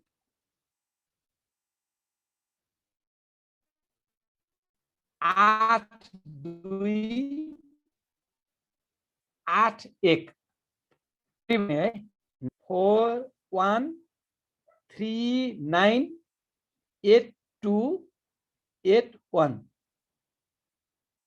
98 41 39 82 81 98 41 39 82 81 हो, ठ्याक्कै यही हो। यही नम्बरमा हजुर अनि म त्यो इच्छा भएपछि अनि म यसो गरौँला, त्यो अक्षरालय भाषा प्रतिष्ठानको कक्षा चाहिँ वैशाख पूर्णिमा, वैशाख नयाँ वर्षको पूर्णिमादेखि हुन्छ। त्यसको शुल्क चाहिँ त्यसैको खातामा राखिदिने हो। त्यो संस्थागत शुल्क हुन्छ, नाम दर्ता त्यसैमा हुन्छ। इच्छा गर्नुभयो हुन्छ, एकदमै प्रभावकारी कक्षा हुन्छ, प्रभावकारी हुन्छ। अब होटलमै गरौँ कुनै ठाउँमा भने त्यो सामाजिक दूरी राखेर गरौँ है, सामाजिक दूरी राखौँ, मास्क लगाऊ, सेनिटाइजर भने त्यो रक्सी हो। ए रक्सी त नाकले खाने भनेर भनेको छ है हाम्रो शास्त्रले। यद घ्राण भक्ष्यो विहित सुराया तथा पशोरा लवनम न हिंसा एवं व्यवाय प्रजया नरत्या इमं विशुद्धम न विदु स्वधर्मम। श्रीमद् भागवतमा लेखिएको कुरा यो। श्रीमद् भागवतको 11औं स्कन्धको 5औं अध्यायको 13औं श्लोक, त्यो पनि टिप्नु होला, नाकले खाने। श्रीमद् भागवतको महापण्डितहरूलाई सोध्नुहोस्, थाहा छैन बिचराहरूलाई।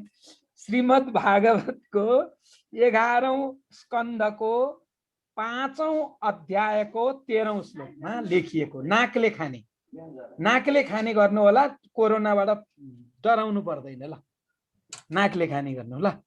यद घ्राण, श्रीमद् भागवत 11:5-13, 11औं स्कन्धको 5औं अध्यायको 13औं श्लोक श्रीमद् भागवत, हाम्रो अन्तिम शास्त्र। यो निगम कल्पतरोर गलितम फलम, यो वेद रूपी कल्प वृक्षको पाकेको फल हो रे, सुगाले चाखी चाखिकन बाँडेको भनेर भागवतलाई भनिएको छ। सम्पूर्ण शास्त्र 18 पुराण मात्रै होइन, 18 तिया कति हुन्छ, 18 पुराण, 18 उपपुराण र 18 औपपुराण भनेपछि 54वटा हाम्रा पुराणहरू छन्। ती पुराण, त्यत्रा वेद, महाभारत, ब्रह्मसूत्र, त्यत्रा वेदान्त, वेदान्तमा नपुगिकन आत्मा बुझिँदैनौ। वेद शरीरको धर्म, वेदान्त आत्माको धर्म। वेदको विश्लेषण, हाम्रो शरीरको धर्मको विश्लेषण गर्छ वेदले। वेदको अन्तमा नपुगिकन, वेदान्तमा नपुगिकन, उपनिषदमा नपुगिकन हामी आत्माको धर्म थाहा पाउँदैनौ। वेद र वेदान्त दुईटै बुझ्नुपर्छ। वेद शरीरको धर्म, वेदान्त आत्माको धर्म। वेदान्तको पनि अन्त पुराण, पुराणको पनि अन्त श्रीमद् भागवत। श्रीमद् भागवत पुराणलाई 5औं वेद भनिएको छ भने श्रीमद् भागवत चाहिँ सम्पूर्ण शास्त्रको सार है। त्यो श्रीमद् भागवतले भनेको कुरा। अब मैले बोल्ने कुरा आजलाई यति नै भयो। अब म हजुरहरूको कुरा सुन्छु। हस्त, धन्यवाद डाक्टर बल्लभ अधिकारी सरलाई। अनि अब हाम्रो जिज्ञासाहरू चाहिँ अगाडि होला। म धीरजीलाई चाहिँ आजको कार्यक्रम यो मोडरेट गरिदिन चाहिँ अनुरोध गर्छु है। धीरजी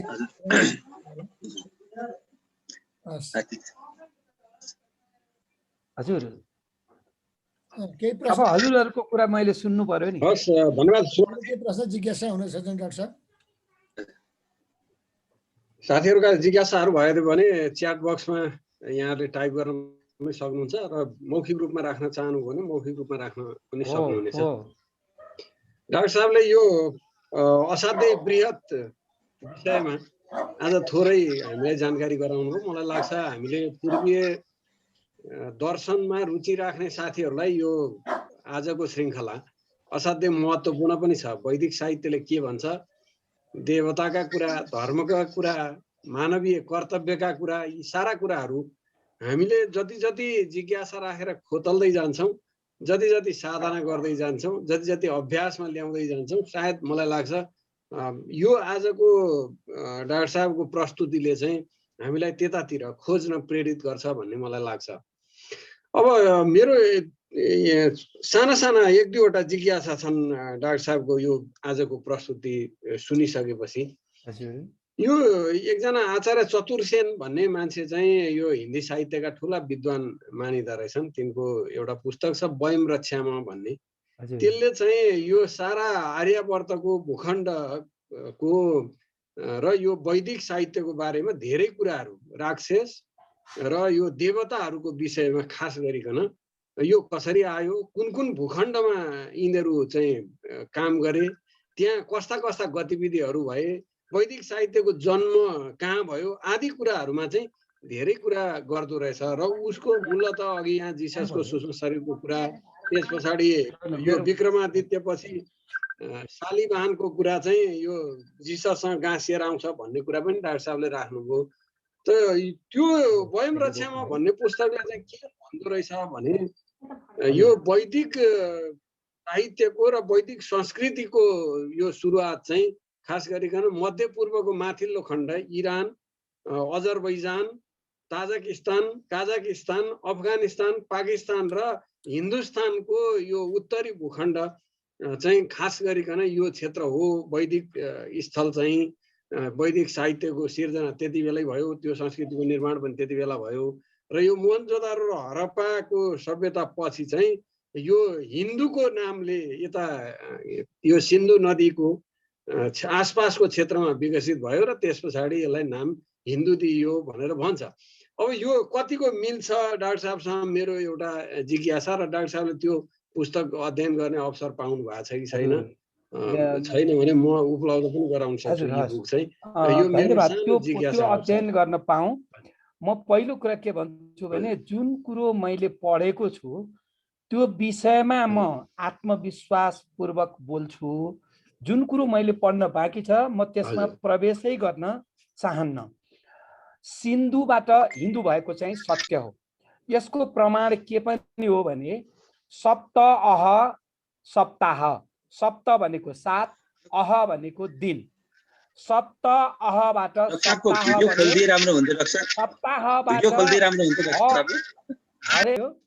सप्ताहबाट हप्ता बन्यो। सप्त अह सप्ताह, सप्ताहबाट सप्ताह भयो, सप्ताहबाट हप्ता भयो।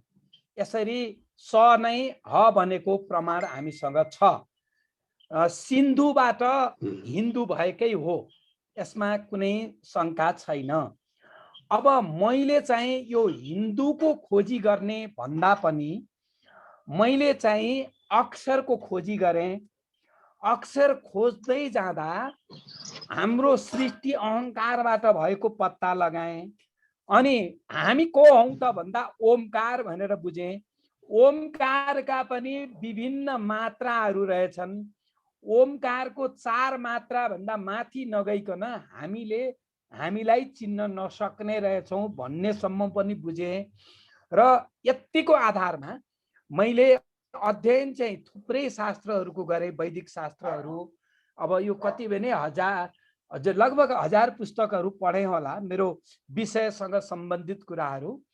भगवान र भक्त, भगवान र भाषा, यो दुईटा मेरो अनुसन्धानात्मक कृति। त्यो चाहिँ म हजुरहरूलाई सायद त्यो छापिँदैन होला, किनभने त्यो धेरै महँगो पर्छ छाप्दाखेरि। मैले त्यो चाहिँ यो अक्षरालय भाषा प्रतिष्ठानलाई दिएको छु। त्यसले आवश्यक पर्नेहरूलाई उसबाट मेलबाट पठाउने, PDF गरेर मेलबाट पठाउने व्यवस्था मिलाउने पर्छ कि भनेर त्यो सोचेको छु। त्यो उपलब्ध हुन्छ। पुरै शास्त्र प्रमाण, त्यसमा प्रमाण अगाडि राखेर मात्रै अनि व्याख्या गरिएको छ। प्रमाण अगाडि नराखिकन व्याख्या गर्नुहुन्न भनेर एउटा भगवानलाई भगवान किन भनियो भन्नकै लागि मात्रै 10-15 पेज मैले प्रमाण ल्याएको छु, प्रमाण मात्रै अघि। त्यसकारण म यो विषयमा अहिले म धेरै चर्चा गर्न किन सक्दिनँ भने मैले हुन देश कहाँ छ भनेर खोजे, त्यो नै पत्ता लगाउन सकिनँ। मैले शास्त्रमा के फेला पारेँ भने विश्व ब्रह्माण्डको मेरुदण्ड सुमेरु पर्वत, त्यो चाहिँ तिब्बत भन्दा 200 कोस उत्तरमा पर्छ। तिब्बतबाट 200 कोस उत्तरमा पर्छ भनेर भनिएको छ। कैलाशबाट 200 कोस उत्तरमा सुमेरु पर्वत छ भनिएको छ। त्यो कहाँ हो त्यो पनि मैले खोज्नु छ। मैले चाहिँ यो विषयमा किन गइनँ भने धेरै विषयमा हात हाल्नु हुँदैन। विज्ञता भनेको पहिला भनौँ न, पहिलाका ऋषिमुनिहरू पनि सर्वज्ञ हुन खोजेनन्। अब गदा सिक्नु पर्यो भने बलरामजी कहाँ गए होइन, उता के बाण सिक्नु पर्यो भने के अरे यता हाम्रो के अरे आमाका बाबु द्रोणाचार्य कहाँ गए होइन। द्रोणाचार्यले बाणको विशेषज्ञता लिए, उतै सिक्दाखेरि पनि गदाको विशेषज्ञता लिए भीमसेनले, बाणको विशेषता लिए चाहिँ के अरे अर्जुनले होइन। धेरैतिर जानु हुँदैन र भ्याइयो भने त जाउँला, त्यो पढ्नु त पर्यो, जान्नु पर्यो। तर म त्यो विषयमा जाने पनि त्यसको व्याख्याता म हुन चाहन्न, किनभने त्यो जसले खोजे नि त्यो व्याख्या उनीले गरून् होइन। त्यही भन्नु पर्ला। म त्यो अक्षर र भगवानको विषयमा चाहिँ यो मैले उत्तरदायी हुनै पर्छ। अक्षर र भगवान, अनि भगवान कहाँ छन्, हामी कहाँ छौँ भन्ने कुराको उत्तर म दिन्छु। र त्यो मात्रै नभएर हाम्रो सबैभन्दा ठुलो जिज्ञासा श्रीमद् भागवतका प्रत्येक शब्दहरू भगवतमय छन्, त्यहाँ भगवान नै बोल्छन् भन्ने कुराको मलाई पनि विश्वास लाग्यो। किनभने हाम्रा सम्पूर्ण पुराणहरूका भाषा, वेदको भाषा, वेदान्तको भाषा हेर्दाखेरि श्रीमद् भागवतको भाषा अर्कै छ, भाषा शैली नै अर्कै छ। संस्कृत भनेर कहाँ हुन्छ र? श्रीमद् भागवतमा प्रयोग गरिएको संस्कृत र अरू शास्त्रमा प्रयोग गरिएको संस्कृतमा आन तानको फरक छ। श्रीमद् भागवत पछिको मिठो चाहिँ रामायण छ, के अरे वाल्मिकीको रामायण, त्यसमा मिठास छ। नत्र त्यो मिठास अन्त कहीँ पनि पाइँदैन। त्यसो हुनाले त्यो दिव्य वचन भगवान आफै त्यो शब्दमा बसेको भन्ने कुरा मलाई विश्वास लागेर श्रीमद् भागवत चाहिँ पढ्न मन लाग्नेलाई पढ्न सक्ने बनाइदिन पाए। यता आफ्नो व्यवसाय पनि चल्ने, उतातिर धर्म त खै वैकुण्ठ यहाँहरूलाई चाहिँ पठाउने, आफू चाहिँ यही संसारमा आउजाउ गरिरहने हो कि के हो भन्ने लागिरहेछ। अझै धन कमाउनु पनि क्रिया छैन। डाक्टर एउटा मेरो प्रश्न चाहिँ नि अरू धेरै कुरा त सुनियो डाक्टर, अझ पनि सुन्नुपर्ने जस्तो रहेछ। एकदम नयाँ कुरो र हजुरले जुन तरिकाले प्रस्तुत गर्नुभयो हँसिलो तरिकाले हँसाएर अब हुन त त्यसरी नै आइरहेछ भन्ने कुरो भयो, एकदम खुसी लाग्यो। र एउटा प्रश्न यो हो, महिनावारीको बारेमा छोटोमा मैले प्रश्न सोध्ने, महिनावारीको बारेमा हजुरको के धारणा छ अथवा के हो यो भनेर? अब म स्पष्ट धन्यवाद। वर्णाश्रम धर्ममा महिनावारी बार्नै पर्छ। केटा मान्छे, कुनै केटी मान्छे, महिनावारी भएको केटी मान्छेले अरू कुनै बच्चालाई छोयो भने बच्चा बिरामी हुने भन्ने पनि हाम्रो पहिला चलन थियो। फलफुलको बोट छुँदाखेरि फलफुलको बोट मर्छ भनेर भन्ने कुरो पनि थियो। त्यो हेपेको होइन, भगवान त्यो सृष्टि गर्दाखेरि नै शरीर लिएर आएको, कहाँको पुरुषले बनाइदिया हो र घोचेर रगत झारिदिया त होइन नि पुरुषले, हो र? होइन, त्यो आफै झरेको। त्यसो हुनाले त्यो प्राकृतिक कुरो हो।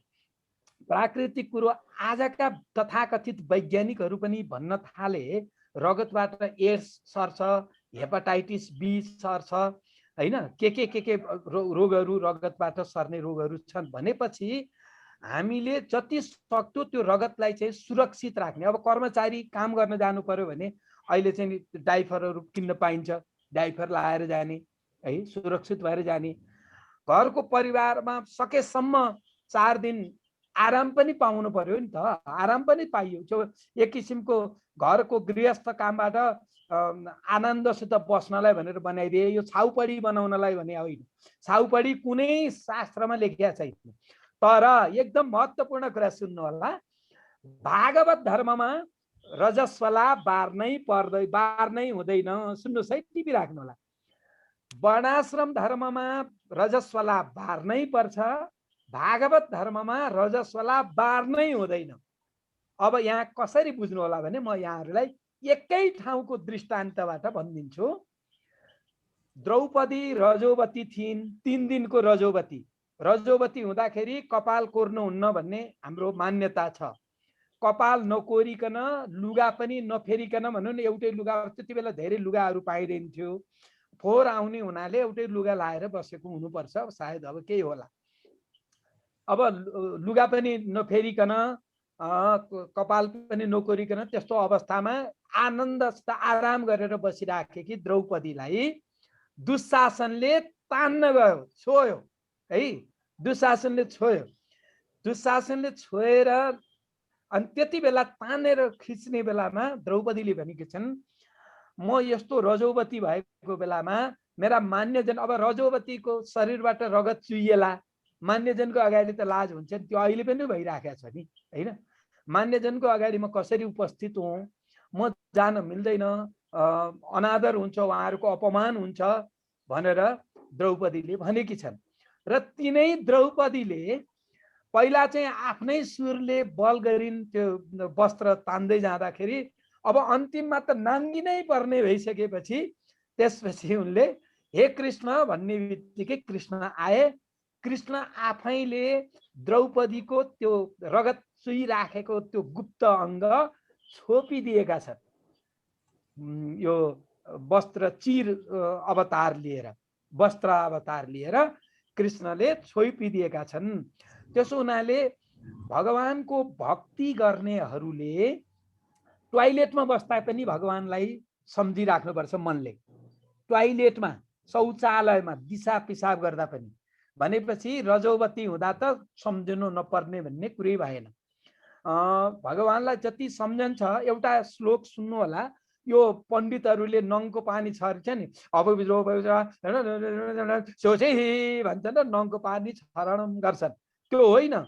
अपवित्र पवित्रो वा सर्वावस्थां गतोऽपि वा यः स्मरेत् पुण्डरीकाक्षं सबाह्याभ्यन्तरो शुचि।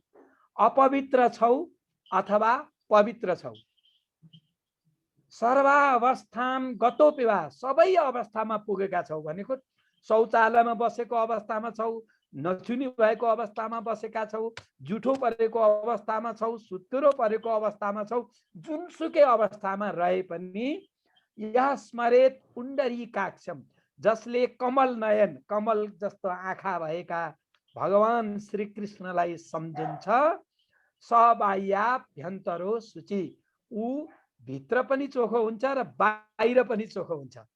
यही कुरा शिव पुराणमा पनि भनिया छ, नङको पानी छरेर कहाँ चोखो हुन्छ, भगवानलाई नसम्झिकन चोखो भइँदैन भनेको छ। यो अपवित्र पवित्रो वा भन्ने श्लोक पद्म पुराणमा छ। त्यसले अर्को ठाउँमा पनि लेखेको छ, असुचिर वा सुचिर वापि, अशुद्ध हो अथवा शुद्ध हो। भगवानको भागवत धर्ममा, आत्माको धर्ममा अशुद्धलाई महत्त्व दिइन्छ। यसकारण मलमास, हेर्नुहोस् है, शरीरको धर्म, यो कर्म, यो तीर्थ व्रत पूजा आजा शरीरको धर्म भए, त्यही बेलामा मलमास भरि पूजा गर्न हुँदैन।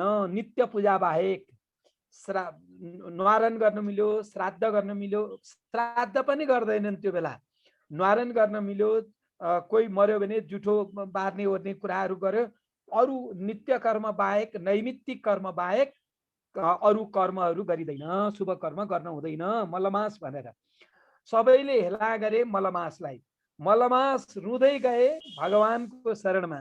अनि भगवानले के भनिदियो भने, ल आजदेखि तिमी म भन्दा ठुलो भयो, किनभने मलाई अपमान गर्नेलाई म केही पनि भन्दिनँ। मलाई काले भनुन्, किस्ने भनुन्, दही चोर भनुन्, भाँडा फोहोर भनुन्, जे भन्नुपर्छ भनुन्, तर तिमीलाई कसैले आजको मितिदेखि कसैले मलमास भनेछ भने त्यो नरक जानुपर्छ, पुरुषोत्तम भयो तिमी भनेर। मल भन्दा बिटुलो केही हुन्छ भन्नुहोस् त? मल भने के? दिशा। मल भन्दा बिटुलो केही हुँदैन। त्यो मललाई पनि भगवानले आफ्नो पुरुषोत्तम पद दिएका छन्। यसकारण वर्णाश्रम धर्ममा, शरीरको धर्ममा यो रजस्वला बार्नुपर्छ। पितृको पूजा गर्दा 6 दिनपछि, देवताको पूजा गर्दा 5 दिनपछि भन्ने चलन छ। अनि घरमा अरूलाई छुँदाखेरि 4 दिनपछि है, भान्सामा पस्ने भनेको 4 दिनपछि मात्रै भन्ने छ। यो वर्णाश्रम धर्मको कुरा भयो, शरीरको धर्मको कुरा भयो। आत्माको धर्ममा रजस्वला बार्नै हुँदैन, शरीरको धर्ममा रजस्वला बार्नै पर्छ भन्ने शास्त्रको कुरो छ। र म शास्त्रको कुरालाई समर्थन गर्दछु, मेरो छुट्टै कुरो छैन। शास्त्र मैले बुझेरै त्यो ठिक कुरो लागेको छ मलाई। हाम्रो आमा दिदी बहिनीलाई कुनै पुरुषले गर्दाखेरि त्यो रजोवती हुनु परेको त होइन नि, होइन नि। भनेपछि आफै त्यो जन्मजात भएको कुरा हो, त्यो विकार हो, त्यो उहाँहरूको शरीरबाट आउने विकार हो। त्यसै भएर त्यो र मासिक धर्म रोकियो भने रोग लाग्छ। हेर्नुहोस् न, रोग आउने सम्भावना हुन्छ। र मासिक धर्म नियमित हुनुपर्छ निरोगी हुनलाई। त्यहाँभित्र कीटाणु त छ, त्यो सत्य कुरा हो, सत्य कुरा हो। त्यो अनुसन्धानै नगरी यो हाम्रो धर्मलाई समाप्त पार्ने खेल खेल्नेहरूले, यो धर्म व्यापारी खेलाडीहरूको काम हो यो रजस्वला बार्न हुँदैन भन्ने है। त्यो होइन, उनीहरूलाई म कहाँ पठाइदिनु, म तिनको उडाएर पठाइदिन्छु। मैले किन म कहाँ आउनु, हजुरले नै उडाइदिनु पर्यो। अब हेपाटाइटिस बी केले सर्छ, एड्स केले सर्छ, लौ भन के कारणले? रजोवतीको रगतको छुट्टै एउटा अध्ययन नगरिकन त्यहाँभित्र के भाइरसहरू छन्, के ब्याक्टेरियाहरू छन्, त्यो कुराको अध्ययनै नगरिकन, अनुसन्धानै नगरिकन उनीहरूले बारेनन् भनेर हामीले नबार्ने होइन, सकेसम्म बार्ने, सकेसम्म है।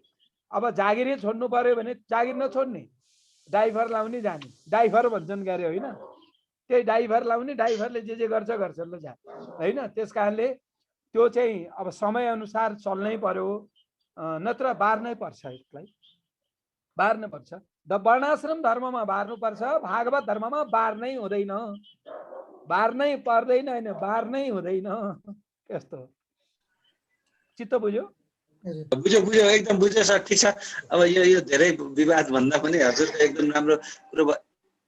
धीर सर यता 2-3 हात पनि उठ्या त इन्द्र सरको। हजुर ओपन गरौँ न। अलि राम्रोसँग अनम्युट गर्नु भए पनि हुन्छ। डाक्टर साहब कोही भिजुअल देखिरहेको छैन डाक्टर साहब, यो हाम्रो क्यामेरा पनि खोलिदिउ न। के भएर होला? भागवत यता आइज त, मेरो भिजुअल किन देखि? भगवानको कुरो सुन्नलाई, भगवानलाई सम्झिनलाई रजस्वला बार्न हुँदैन। भागवत सुन्न तपाईहरुले पर बसेर सुन्नुहुन्छ। नजिकै चाहिँ किन नजाने भने त्यहाँ पूजा आजा देवताको नि पूजा गर्छन्, के गर्लान् हैन। किन त्यो पूजाको सामान कुनो श्रीमद् भागवत पुराण लगाएको ठाउँ जति नै सुन्न जानुहुन्छ, सुन्नै पर्छ। जति सुन्यो त्यति पवित्र भइन्छ। टोयलेटमा शौचालयमा बस्दा पनि भगवानलाई बिर्सन हुँदैन, किनभने मर्ने बेलामा जसलाई सम्झेर मरिन्छ त्यही भइन्छ भन्ने वैज्ञानिक प्रमाण छ। त्यसो हुनाले भगवानलाई मात्रै सम्झेर हामी गोलोकमा सँगै बस्नुपर्छ, उहाँ पनि नाच्नुपर्छ, झ्याउरे गाउनुपर्छ है। एकदम कृष्णलाई नचाउने, हामी गीत गाउने है। मेरो भट्टी भागवत छिटै नै आउँदैछ, तपाईहरुले चाँडै नै पाउनुहुन्छ, बजारमा आउँदैछ। भट्टी भागवत र अहंकार नमस्कार यो ज्यादै हास्य व्यङ्गको शैलीमा छ र त्यो हावादारी हास्य चाहिँ छैन। शास्त्र सङ्गत असाध्यै दुःख गरेर लेखेको, 10 वर्ष लाएर पढेको यो लेखेको, धेरै दुःख। इन्द्र सरलाई सर, इन्द्र सर त्यसपछि रामेश्वर सर। हजुर सर, म छोटो बोलाऊ। हुन्छ सर। है मजाले म त लामो बोले पनि सुनिरहन्छु। हुन्छ सर, नमस्कार सबैलाई, धन्यवाद डाक्टर साहबको अत्यन्तै नमस्कार राम्रो हजुर इन्द्र प्रस्तुति। सर।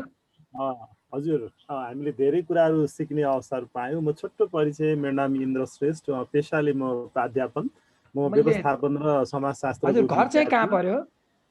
अहिले चाहिँ म यो नक्खीपोट ललितपुरमा। समाजशास्त्र नै हो हाम्रो यो धर्म ध्वस्त गर्ने समाजशास्त्र विभाग हो है। हजुरले एकदमै के भने यो यथार्थ हो, यो यथार्थ हो। डोरबहादुर बिष्ट पहिला उहाँले धर्म ध्वस्त गरि नै हाल्नुभयो, पछि थाहा पाउनुभयो धर्मको महत्त्व, त्यसपछि उहाँ बेपत्ता हुनुभयो। यो यथार्थ कुरा हो, मैले अध्ययन गरेरै भनेको। हजुर हजुर, छोटोमा म राखौँ अनि म अलिकति चाहिँ यो हजुर एकदम म्यानेजमेन्ट ट्रेनर एन्ड कन्सल्टेन्ट, म विभिन्न सङ्घ संस्थाहरूसँग नि सम्बन्धित छु। डाक्टरको यो प्रस्तुति अत्यन्तै उच्च रह्यो, अत्यन्तै राम्रो रह्यो। वास्तवमा हाम्रो पूर्वीय दर्शन अत्यन्तै धनी छ। यद्यपि यसबाट धेरै कुराहरू सिक्ने हाम्रा अवसरहरू छन्, तर यसबाट हामीले कति सिक्न सक्यौँ, विश्वमाझमा हामीले कति लान सक्यौँ, त्यो अलिकति आफ्नै ठाउँमा छ। मेरो सानो क्वेरी चाहिँ इन्द्र सरलाई एकैछिन बिचमा बोले है।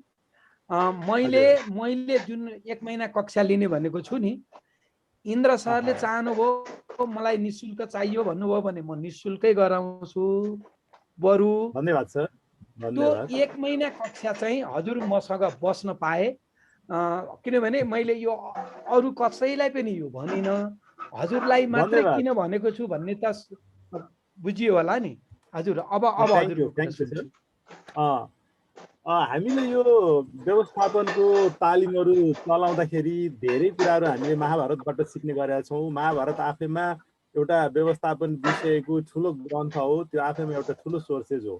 त्यहाँबाट हामीले धेरै कुराहरू सिक्ने गरेछौँ, चाहे त्यो हामी नेतृत्व विकासको कुरा गर्दा हो, चाहे त्यो अधिकार प्रत्यायोजनको कुराहरू गर्दाखेरि हो, चाहे त्यो कुनै पनि निर्णय गर्दा कुरा होस्। मैले अलिकति यहाँनिर जोड्न खोजेको चाहिँ मेरो जिज्ञासा कहाँनिर हो भने, यो मान्छेहरूलाई अभिप्रेरणा अथवा मोटिभेसन गर्नको लागि हामीले महाभारतबाट पनि धेरै कुराहरू सिक्न सकिन्छ भन्छौँ। जसरी अर्जुनले आफ्नो रिलेटिभ्सहरूसँग वास्तवमा युद्ध गर्न खोजेको थिएन अथवा उसको विरुद्धमा जान खोजेको थिएन, तर कृष्ण एउटा यति राम्रो मोटिभेटर भएर आइदियो र कृष्णको कारणले उहाँलाई गाइडेन्स पाएर मोटिभेसन भएपछि उहाँले त्यो कार्य गर्न पनि अलिकति तत्पर हुनुभएको थियो। मेरो डाक्टर साहबले यहाँनिर अलिकति जिज्ञासा मेरो कहाँनिर रहेको भने, कृष्णले त्यति बेला अनि त्यो गाइडेन्स भइसकेपछि चाहिँ अर्जुन चाहिँ अलिकति नचाहँदै पनि कृष्णको गाइडेन्सबाट र कृष्णबाट चाहिँ अभिप्रेरित भइसकेपछि ऊ आफ्नो एउटा आफन्तहरू रिलेटिभ्सहरूसँग पनि त्यो कन्फ्लिक्ट गर्नको लागि अथवा त्यो विवाद गर्नको लागि चाहिँ तयारी भएको थियो। यसको मलाई अलिकति जानकारी पाउन, कृष्णले अर्जुनलाई चाहिँ कसरी त्यो कामप्रति चाहिँ अभिप्रेरित गरेको थियो? यद्यपि यो अर्जुनले यो कुराहरू चाहेको थिएन, तर कृष्णको गाइडेन्स र मोटिभेसनबाट चाहिँ ऊ अभिप्रेरित भएको थियो भनेर सुनिन्छ। मैले मेरो जिज्ञासा राखेँ डाक्टर साहबलाई, अलिकति यो मैले राखेको प्रश्नले कहीँ कति यसले फेरि सान्दर्भिकता राख्छ कि राख्दैन, मैले यो आफ्नो ठाउँमा छ। डाक्टर साहब मैले जिज्ञासा राख्न चाहेँ हजुरलाई। धन्यवाद। अब म भनौँ सरलाई, म सुन्छु एकदमै। महाभारत बुझ्नलाई महाभारतको आद्योपान्त पढ्नुपर्छ। आद्योपान्त भनेको सुरुदेखि अन्तसम्म पढ्नुपर्छ। महाभारतको अन्तिम ठाउँमा पुग्नुभयो भने के देख्नुहुन्छ भन्दा, जो अर्जुनको हातबाट मारिए, कृष्णको हातबाट मारिए महाभारतको युद्धमा, जसले कृष्णलाई हेरेर, कृष्णलाई ताकेर, अर्जुन र कृष्णलाई ताकेर जसले प्रहार गरे, ती सबै मुक्त भएर वैकुण्ठ लोकमा गएर तिनीहरूले आफ्नो स्वरूप देखाएका छन्। पछाडि उनीहरू जस्ताको तस्तै आएर दर्शन दिएका छन्। दुर्योधन पनि 4 बाहु लिएर आएका छन्। कंस आफै विष्णुको अवतारमा गएका छन्, मुक्त भएका छन्। यो कुरा पछाडिको कुरो भयो। अब आयो यहाँ बडो महत्त्वपूर्ण कुरा, धैर्यसँग सुन्नु, म 2 मिनेटमै यो कुरा बुझाउँछु।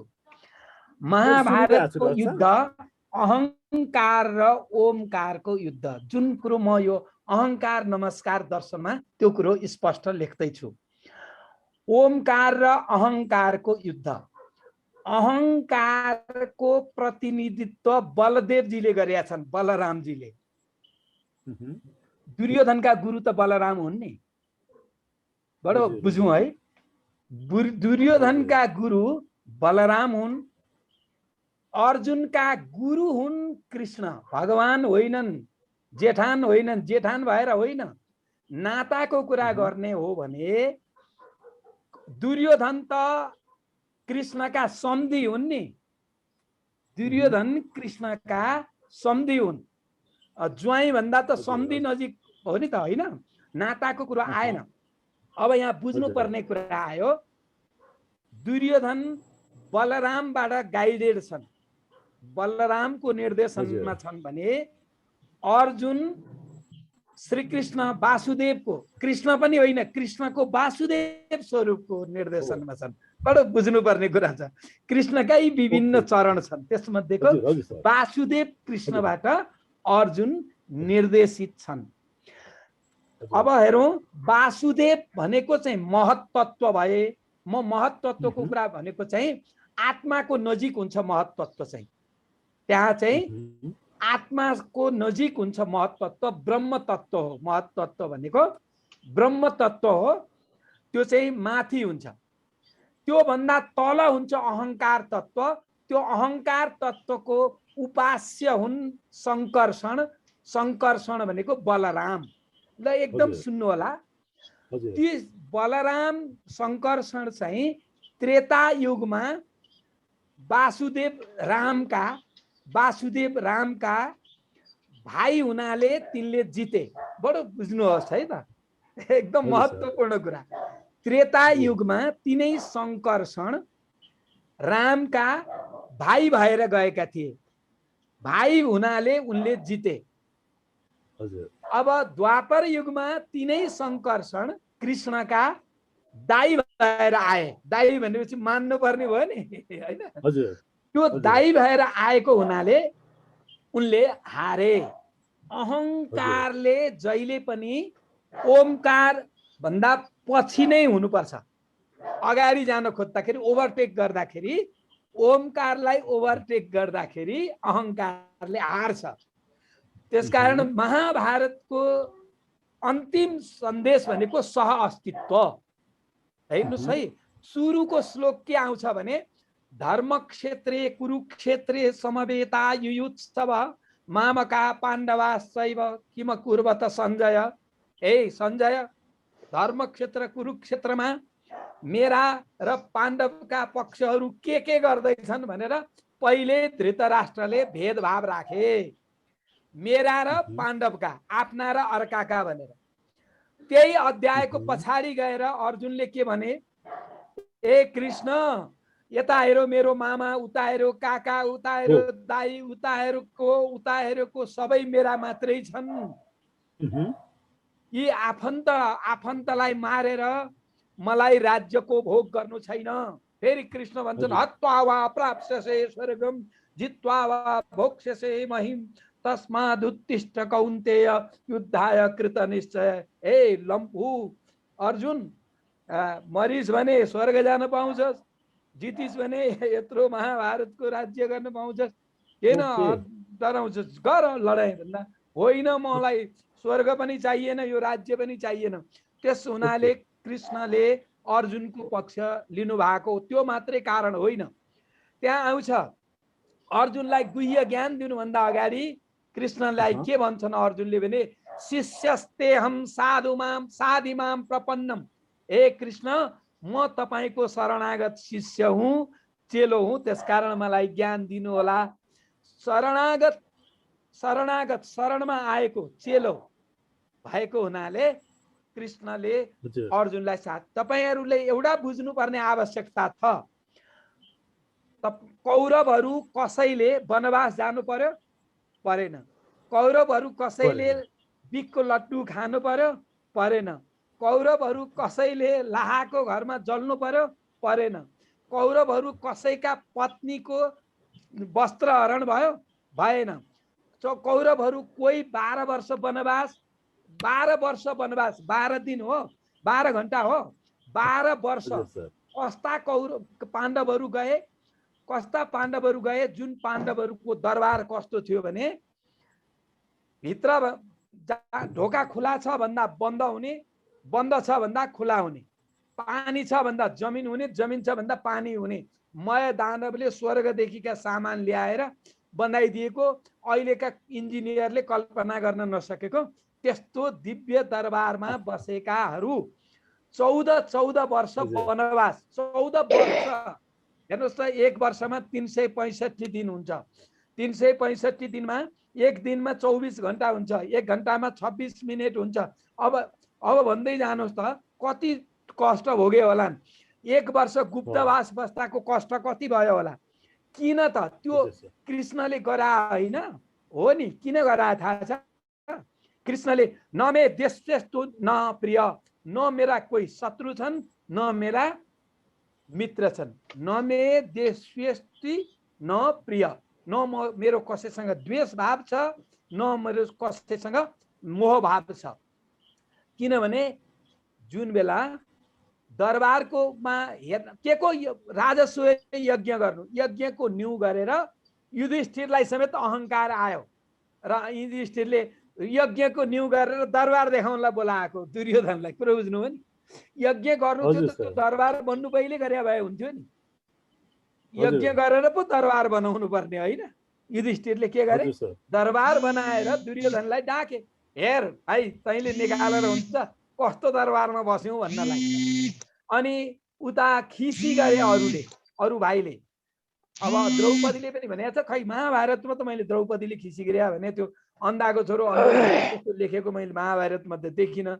महाभारत सिनेमामा चाहिँ त्यस्तो देखियो कि त्यो अर्कै कुरा हो। अपमान गरे दुर्योधनमाथि, खिसी गरे। दुर्योधन ओबानो ठाउँ भनेर हिँडेका थिए, त्यसमा चाहिँ डुबे नि, चुर्लुम्मै डुबे हो कि। त्यो खिसी गरे भनेर त्यस्तो अवस्था आएको थियो। त्यस कारणले जसले जस्तो कर्म गर्यो नि त्यसले त्यस्तै भोग्नुपर्छ भन्ने कुरा देखाएको हो महाभारतले। र महाभारतको उद्देश्य सहअस्तित्व हो र त्यो सहअस्तित्व सिद्धान्त महाभारत मात्रै नभएर धेरै शास्त्रहरू मथेर आएको छ। चाँडै नै यहाँहरूको हातमा पुग्न सकोस् यो म सबैभन्दा इन्द्र श्रेष्ठ सर तपाईको नम्बर पनि मलाई मेरो एसएमएस गरिदिनु होला। उतातिर नखुतिर भनिसक्नु भएको छ, अहिले उहाँको म्युट छ। अब समय पनि अलि मिलाउनु। नमस्कार कृष्ण सर। अनि धेरै धेरै कुराहरू चाहिने जानकारी भयो हजुरबाट। मेरो एक दुईटा सानो जिज्ञासा मात्रै छ। अब यो कस्तो भनेपछि जस्तो चाहिने अब हरेक युगको अन्तमा प्रलय हुन्छ भन्छ। अब यो हाम्रा अहिले वेद पुराण चाहिने महाभारत जे जति छन् यो चाहिने अब युग युगका कुरा छन् यिनी चाहिने। अब यसको मेरो जिज्ञासा के भने यो चाहिँ सुरुमा चाहिने अब जस्तो महाभारतको 18 दिनको युद्ध भयो, गीता पनि 18 अध्याय छ, त्यत्रो लडाइँको मैदानमा चाहिने अर्जुन एउटा पात्र र श्रीकृष्ण भगवानले भन्दै लेख्दै चाहिने त्यो लडाइँको बेलामा केले लेखेका हुन् त्यो कुरो र त्यसको मूल अब पुराण वेद पुराणहरू चाहिने यी सबै चाहिने यिनको मूल कपी कसरी बचायो होला यत्रो हजारौं वर्षसम्म चाहिने। त्यतिखेर छापाखाना पनि थिएन, छाप्ने चाहिने अब कागजको आविष्कार पनि भएको थिएन। यो एउटा चाहिने जिज्ञासाकै कुरो छ। अर्को कुरो यो महाभारतका पात्रहरू जस्तो चाहिने हजुरको अब हिडम्मासँग चाहिने बिहा भएको कुरो छ, राजछेरीसँग मान्छेले कसरी बिहा गर्यो, अर्को उलुपीसँग पनि बिहा भएको कुरो आउँछ त्यहाँ। उलुपी फेरि नागकन्या भन्छ, नागसँग कसरी बिहा भयो, यो एउटा चाहिने जिज्ञासा रहिरहन्छ सधैँ मलाई। र यो चाहिने हजुरबाट केही समाधान पाऊँ भन्ने आशा गरेको छु। विस्तृत हामीले लेखिएको थियो त्यो बेलामा ताडपत्रमा। ताडपत्र भनेको भोजपत्र ताडपत्र भन्नेहरू हुन्थे, त्यो ठुल्ठुला पात भएका। त्यसमा लेखिएका कुराहरूमा किरा पनि नलाग्ने, त्यो सुरक्षित रहने। त्यो भोजपत्र ताडपत्रका रुखहरू चाहिँ यो बद्रीनाथको जङ्गलमा अहिले पनि पाइन्छ। हाम्रो यो खपतडमा पनि पाउँछ सर, त्यो खपतडमा पनि छ। हजुर खपतडमा, हाम्रो खपतडमा पनि पाइन्छ होला। यही राष्ट्रिय हाम्रो अनुसन्धान उसमा पनि छ त्यो हाम्रो चाहिँ नि पुरातत्व विभागमा पनि पाइन्छ। हामीले त्यो देख्छौँ, त्यहाँ लेखिएकै थियो। अघि मैले हजुरलाई के बिन्ती गरिसकेँ एकचोटि भने पहिलाका जो महापुरुषहरू हुन्, कलियुगका महापुरुष, अब शङ्कराचार्य, हाम्रो चाहिँ के अरे जिसस क्राइस्ट, भगवान गौतम बुद्ध हेरौँ। अब त्यो गौतम बुद्धको समयमा अब 2500 वर्ष अगाडि होइन, त्यति बेला गाडी थिएन, त्यति बेला रेल थिएन, त्यति बेला टेलिभिजनहरू केही थियो न, फोन थियो न केही थियो। त्यति बेला हवाई जहाज त कुरै भने राइट दाजुभाइले बनाएको त कति 100 वर्ष चाहन्छन् त्यस्तै भयो होइन। भनेपछि गौतम बुद्ध ठाउँमा पुगेका थिए। हामीले बडो महत्त्वपूर्ण कुरा बुझ्नुपर्छ। गौतम बुद्ध पुगेकै हुन्, ठाउँमा बुद्ध धर्मको प्रचार गर्न उनी पुगे। ईसा मसीह जिसस क्राइस्ट ठाउँमा पुगे, त्यति चाँडै प्रचार हुने नै थिएन। मोहम्मद त्यति नै छिटो ठाउँमा पुगे। यी महापुरुषहरूको चर्तिकला भनेको उनीहरूको स्वप्नवत हुन्छ। हाम्रो सूक्ष्म शरीर जुन हो नि, स्वप्न शरीर भन्छन् त्यसलाई। 4वटा अवस्थामा हाम्रो बाहिरको स्थूल शरीर, मैले त जम्मै कुरा आज भने म कहाँ त शुल्क तिरेर कोही पनि नआउने पो हुन्छ कि भन्ने पनि अलिअलि पिर त छ, तैपनि जेसुकै होला घाटै लाग्यो। अब हाम्रो यो स्थूल शरीर जुन हो, यो ठुलो शरीर, यो जाग्रत अवस्थाको भन्छन् यसलाई। यसभित्रको हाम्रो यो स्थूल शरीर चाहिँ अन्नमय र प्राणमय छ। यो अन्न र प्राणले बनेको छ यो शरीर, यो स्थूल शरीर। यो भित्र मनोमय शरीर छ। त्यो अघि मैले भने नि, कपालको रौँको टुप्पोलाई 10,000 भाग लगाउँदा शेष रहने 1 भाग जत्रो हुन्छ अणु त्यत्रै हुन्छ। हाम्रो अणु शरीर, सूक्ष्म शरीर त्यही हो स्वप्न शरीर। त्यत्रो शरीर हुन्थ्यो। त्यस कारणले त्यत्रो शरीरबाटै सबै काम गरिन्थ्यो। त्यत्रो शरीरले लेख्ने कुरो पनि त्यस्तै आकारको हुन्थ्यो। अब हामीले यसरी यो महापुरुषहरूले अब त्यो कुरालाई उनीहरूले प्रचार गर्दा श्रुति परम्पराबाट सुन्ने, यो त्यसै भएर गुरुकुल आश्रममा हुन्थ्यो नि त। वेद पहिला लेखिएको थियो, अनि पछि सुन्ने क्रमबाट विकसित भयो श्रुति परम्परामा। त्यसै भएर वेदलाई पछि श्रुति भनियो है। यो घोक्ने चलन थियो क्या, घोकेरै प्रचार प्रसार गराउने, कण्ठ गरेरै गुरुकुलबाट प्रचार प्रसार हुँदै आयो। अब प्रलयको कुरा गर्नुहुन्छ भने हामी सेकेन्डमा मरिराखेका छौँ। कृष्णबहादुर सरलाई कुनै मान्छेले 2-3 वर्षको उमेरको फोटो ल्याएर कृष्णबहादुर सर यो हजुर नै हो भन्यो भने होइन म भन्नुहुन्छ। किनभने त्यो कुनै केही आकार प्रकार केही मिल्दैन है। अरूले हो कि हो भनिदिनु पर्छ होइन। हाम्रो त्यति सुन्दर त्यो बाल्य अवस्थाको शरीर हामी मरिसक्यौँ। त्यही बेला किशोर भएर पनि मरिसक्यौँ, युवा अवस्थाबाट मरिसक्यौँ त नभनौँ, मर्न मात्र न्यु खोजिरहेछौँ होइन। हामी मरिराखेका छौँ सेकेन्डमा। हाम्रो मृत्यु प्रलय भइराखेको छ। प्रलयका विभिन्न चरणहरू छन् है। नित्य प्रलय, आत्यन्तिक प्रलय, महाप्रलय। महाप्रलय हुन चाहिँ ब्रह्माजीको आयु 100 वर्षमा पुग्नुपर्छ। ब्रह्माजी भर्खर 51 वर्षमा छन्। यो ब्रह्माजी 51 वर्षको हुँदाखेरि 6वटा मनुले शासन गरेका छन्, गरिसके। अहिले 7औं मनुको पालामा हामी छौँ। अब 6 घटाउँदाखेरि कति 8वटा मनुको पालो अझै बाँकी छ। त्यो भएपछि बल्ल ब्रह्माजीको 1 दिन रात सकिन्छ 14 मनुको पालो सकिँदा है। अब त्यो समय हिसाब गरौँ, त्यो त क्यालकुलेटरले पनि धान्न नसक्ने हिसाब हुन्छ। अब ब्रह्माजी 51 वर्षमा भर्खर छन्, तिनीको 1 दिन हुन्छ 14 मनुले शासन गरुन्जेल होइन। यस्ता अब त्यो 14 मनुको पालामा हुने सामान्य प्रलयहरू त भइ नै रहन्छन्। महाप्रलय हुन चाहिँ ब्रह्माजी आफै 100 वर्ष पुग्नुपर्छ अनि मात्रै हुन्छ। अहिले पनि वैज्ञानिकहरू पृथ्वीको आयु कति अर्ब वर्ष बित्यो भनेर भन्न थालेका छन् है। अहिले भर्खर वैज्ञानिक त के को वैज्ञानिक, अवैज्ञानिक यिनीहरूले भनेको कुरा परिवर्तन भएको भए छ कि छैन भन्नुहोस् त। पोहोर एउटा भने अहिले अर्को भन्छन्।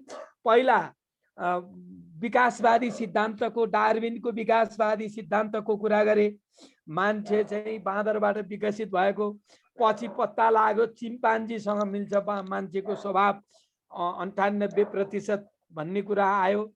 पहिले नै अस्ट्रियाको ग्रेगोन भन्ने पादरी वैज्ञानिकले यो विकासवादी सिद्धान्तको खण्डन गरिसकेका रहेछन्।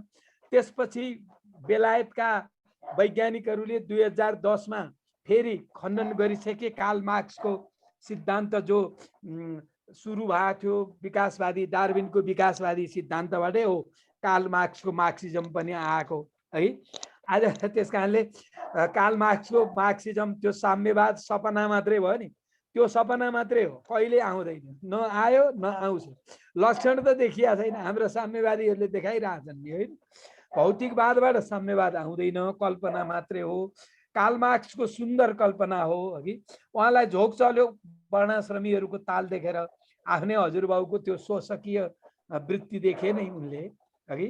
साह्रै घिन लाग्यो। वर्णाश्रम धर्ममा हो यो छुवाछुत, जाति प्रथा, सानो ठुलो भेदभाव जति हुने हो वर्णाश्रममा हुने हो। वर्णाश्रमको विकृति देखेर कार्ल मार्क्सले धर्मलाई अफिम भनेका हुन् होइन। त्यस कारणले यो हामीले के बुझ्नुपर्छ भने त्यति बेलाका महापुरुष मात्रै होइन, अहिले पनि धेरै महापुरुषहरू हिमालमा तपस्या गर्दैछन्। हामीले यो कुरो थाहा पाउनु आवश्यक छ। त्यस कारणले तपस्वीहरूसँग हाम्रो तुलना हुनै सक्दैन।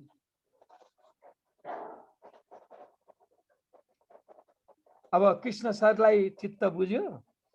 मुन्टो त हल्लाउनु भएको छ, जिउरी हल्लाउनु होइन सर।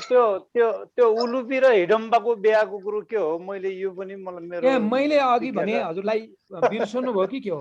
हामीसँग त्यो सबै काल्पनिकै हो त? यो सबै हामीसँग काल्पनिक होइन, यथार्थ हो। अहिले पनि यहाँहरू दोलखा जानु हो भने दोलखाबाट उतातिर बस्दाखेरि त्यो राक्षसहरू नै बस्ने जस्तो देखिन्छ क्या।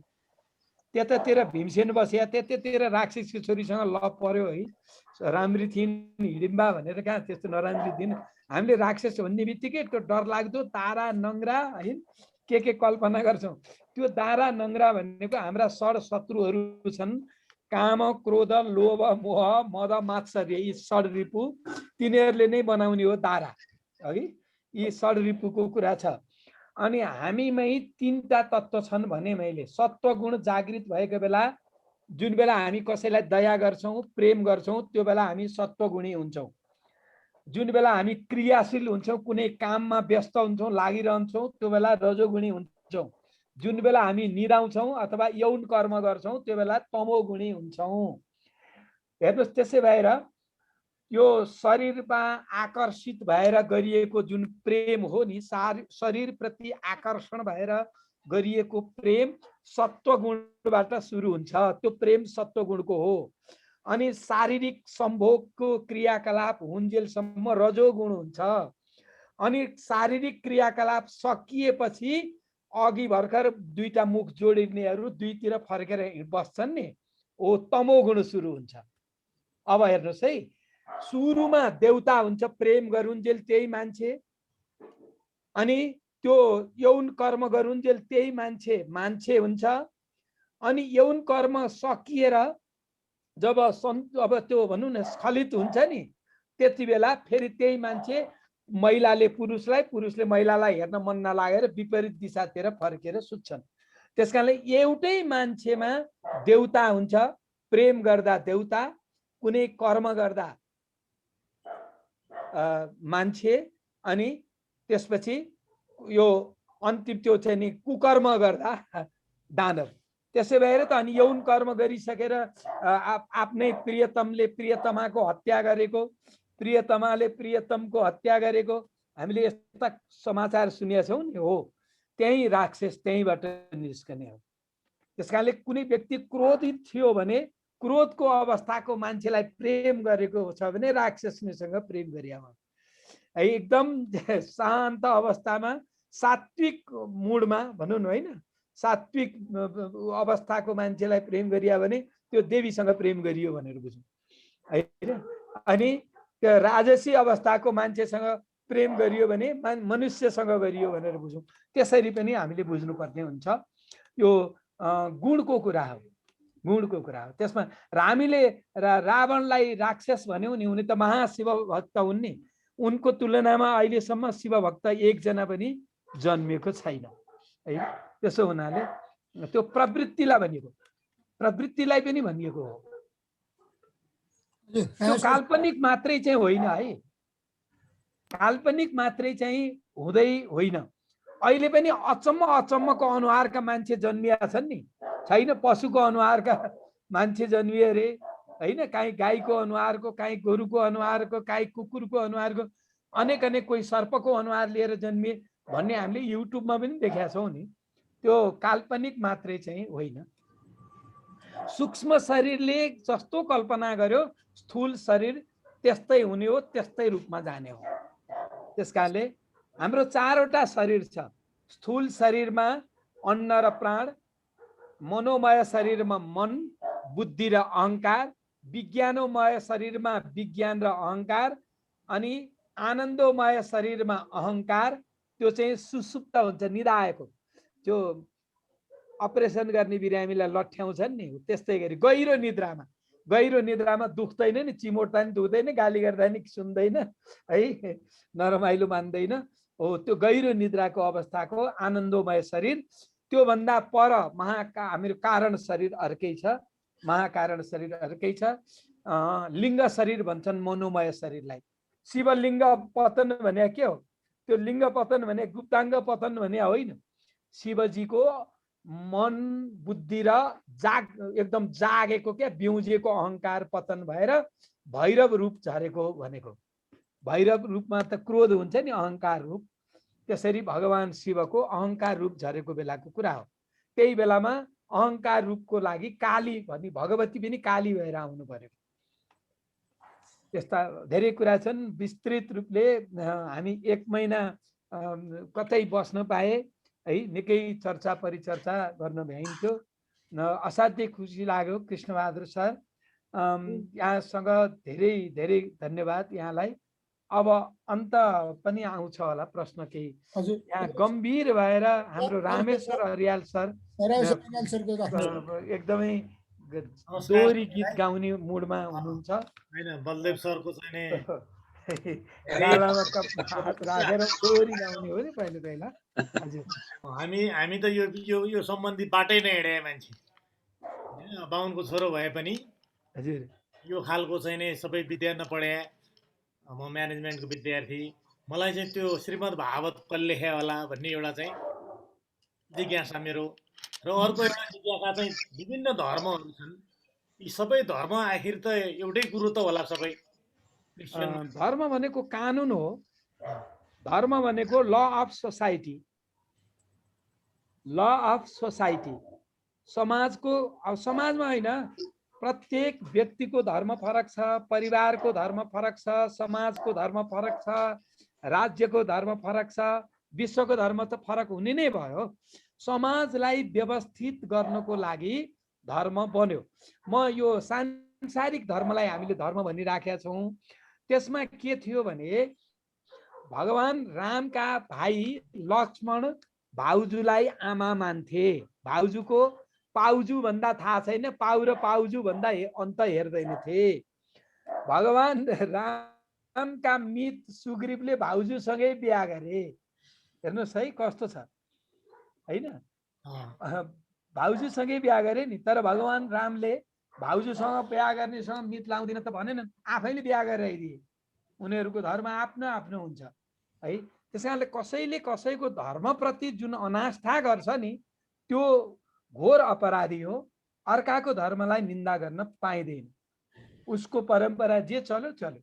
उसैले आफैले आफ्नो धर्मको विषयमा आफैले कसैले परिमार्जन गर्छ, आफैले सच्याउँछ। धर्म भने सांसारिक विषय हो, सांसारिक विषयमा परिवर्तन हुन्छ। जन्मिने मर्ने भइरहन्छ। तिथि पनि त त्यही ठिक हो। कसैले कसैको धर्ममाथि गिराउने काम गर्ने हुँदैन। जसलाई हरेक परिवारको आफ्नो धर्म छ। दाजुभाइको दुईटा परिवार दुई किसिमले चलेको छ। धर्म परिवर्तन पनि दाजुको परिवारमा दाजुको हुकुम चल्छ भने भाउजूको परिवारमा बुहारीको हुकुम चल्या होला। आवश्यकता जहाँ जे छ त्यही हो होइन। बुहारीको हुकुममा चल्ने भने त्यसले आफ्नो आफ्नो बाध्यतामा जे चल्छ त्यही हो। श्रीमद् भागवतको कुरो चाहिँ मैले त्यो चाहिँ कसले लेखे होला भन्ने भएको। ए श्रीमद् भागवत त वेदव्यासले नै वेदव्यासले त्यसको रचना वेदव्यासले गरे। तर पात्र वेदव्यास मात्र होइनन्। त्यसका मुख्य द्रष्टा ब्रह्माजी हुन्। ब्रह्माजीले चतुश्लोकी भागवत देखेका थिए। 4 श्लोकको भागवत त्यो चाहिँ सर अब ठिक छ यो एउटा अध्यायमा पनि आउँछ। त्यही 4 श्लोक भागवत मात्रै थियो। अनि त्यो द्वापर युगका कुरा त वेदव्यासले सबै शास्त्र लेखिसकेपछि पनि सन्तुष्टि आएन। उनी चिन्ताग्रस्त भए। नारदजीले भक्ति गरेर भक्तिको आस्वादन गरेर मात्रै शास्त्र लेख्न भनेपछि अनि धेरै वर्षसम्म वेदव्यासले भगवान श्रीकृष्णको राधा कृष्णको भक्ति गरेर मायाबाट पार पाएर पल्ल भागवत श्रीमद् भागवत लेखेको। श्रीमद् भागवतमा पहिले नै लेखिया छ।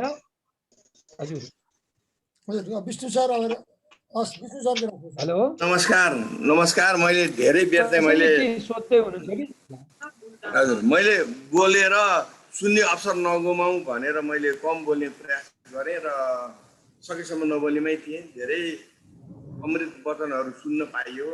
डाक्टर हाम्रो अधिकारी सरबाट धेरै ज्ञानका कुराहरू बुझ्यौँ। अब मैले हाम्रो समाजमा चलन चल्तीमा भएको र बुझेर पनि बुझ पठाएका हुन् कि नबुझेर गरेका हुन् भनेर मैले एउटा लेख्दा लेखेँ। हास्यव्यङ्ग सम्बन्धमा समवेदनाको पिरोलो भनेर त्यो कतै कतै छापियो पनि। त्यो विषयमा म अहिले एकछिनलाई गुरु नै भनौँ, हुन त पछिसम्म पनि गुरु हुन सक्नुहुन्छ। डाक्टर हाम्रो बलदेवसँग म एउटा अनुरोध के गर्दछु भन्दाखेरि हामीले गोर्खापत्र पढौँ, कान्तिपुर पढौँ, अन्य पत्रिकाहरू पढौँ। त्यहाँ समवेदनामा के लेखा हुन्छ त भन्दाखेरि भनेर लेखा हुन्छ। यीशुले लेखे भने मृत आत्माको चिर शान्ति भनेर लेखा हुन्छ। र गीताको 23औं अध्याय दोस्रो अध्यायको 3औं श्लोकमा चाहिँ गएर नैनम छिन्दति शस्त्राणि नैनम दहति पावक शोषयति मारुत भनेर लेख्या जान्दै यी आत्मालाई चिर शान्ति होस् भनेर भन्ने मान्छेहरूले सनातन धर्म मान्या भनौँ कि नमान्या भनौँ कि जान्या भनौँ कि नजान्या भनौँ त्यो लेख्नु उचित छ कि छैन भन्ने कुरा एउटा मैले त जति बुझेँ हजुरको मुखबाट अथेन्टिक रूपमा यो प्रसारण भइदियोस् भन्ने कारणले भने यसको लागि म निवेदन गर्छु।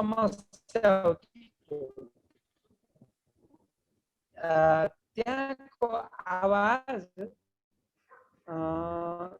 यहाँ आउन सकेन। यहाँ सबै मैले अरू आवाज देख्न सकिनँ है। अब मैले सुने छोटकरी दोहोऱ्याइदिन्छु। असाध्यै राम्रो। सरले जे लेख्नुभयो त्यो 100% सत्य त्यही नै हो।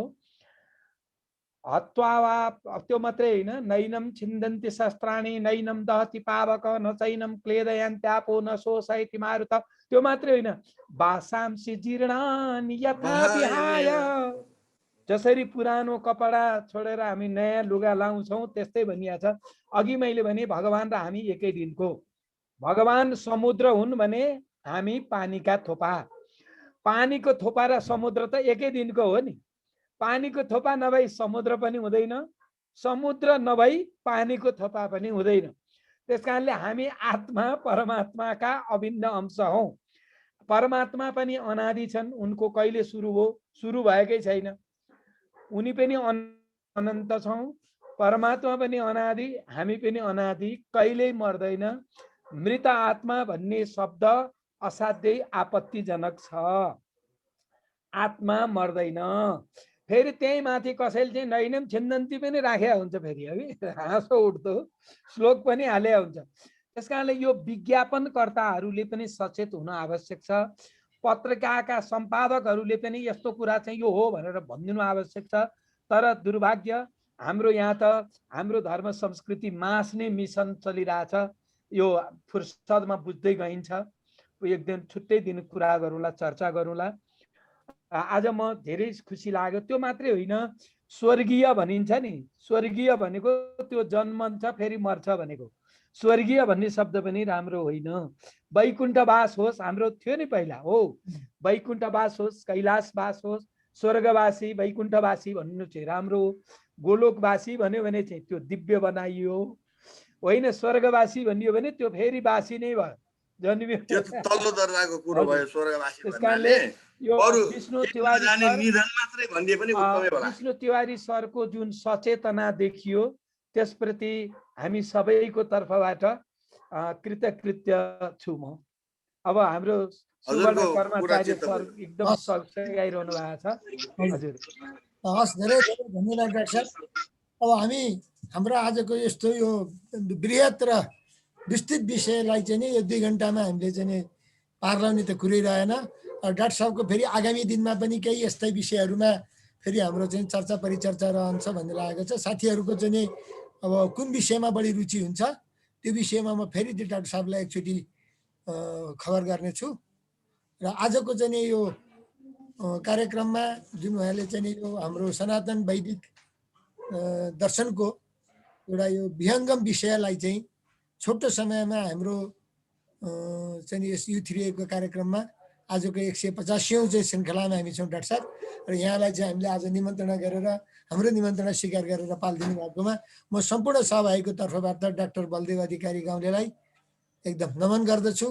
र फेरि पछि पनि डाक्टर साहबसँग हाम्रो फेस टु फेस पनि भेट होला र नभए पनि यसमा गरौँला। र यो संस्कृतको चाहिँ नि जुन यो अनलाइन चाहिँ चलाउनु पाएदेखि हाम्रो साथीहरूले चाहिँ नि यसबाट लाभ लिन सक्नुहुने थियो।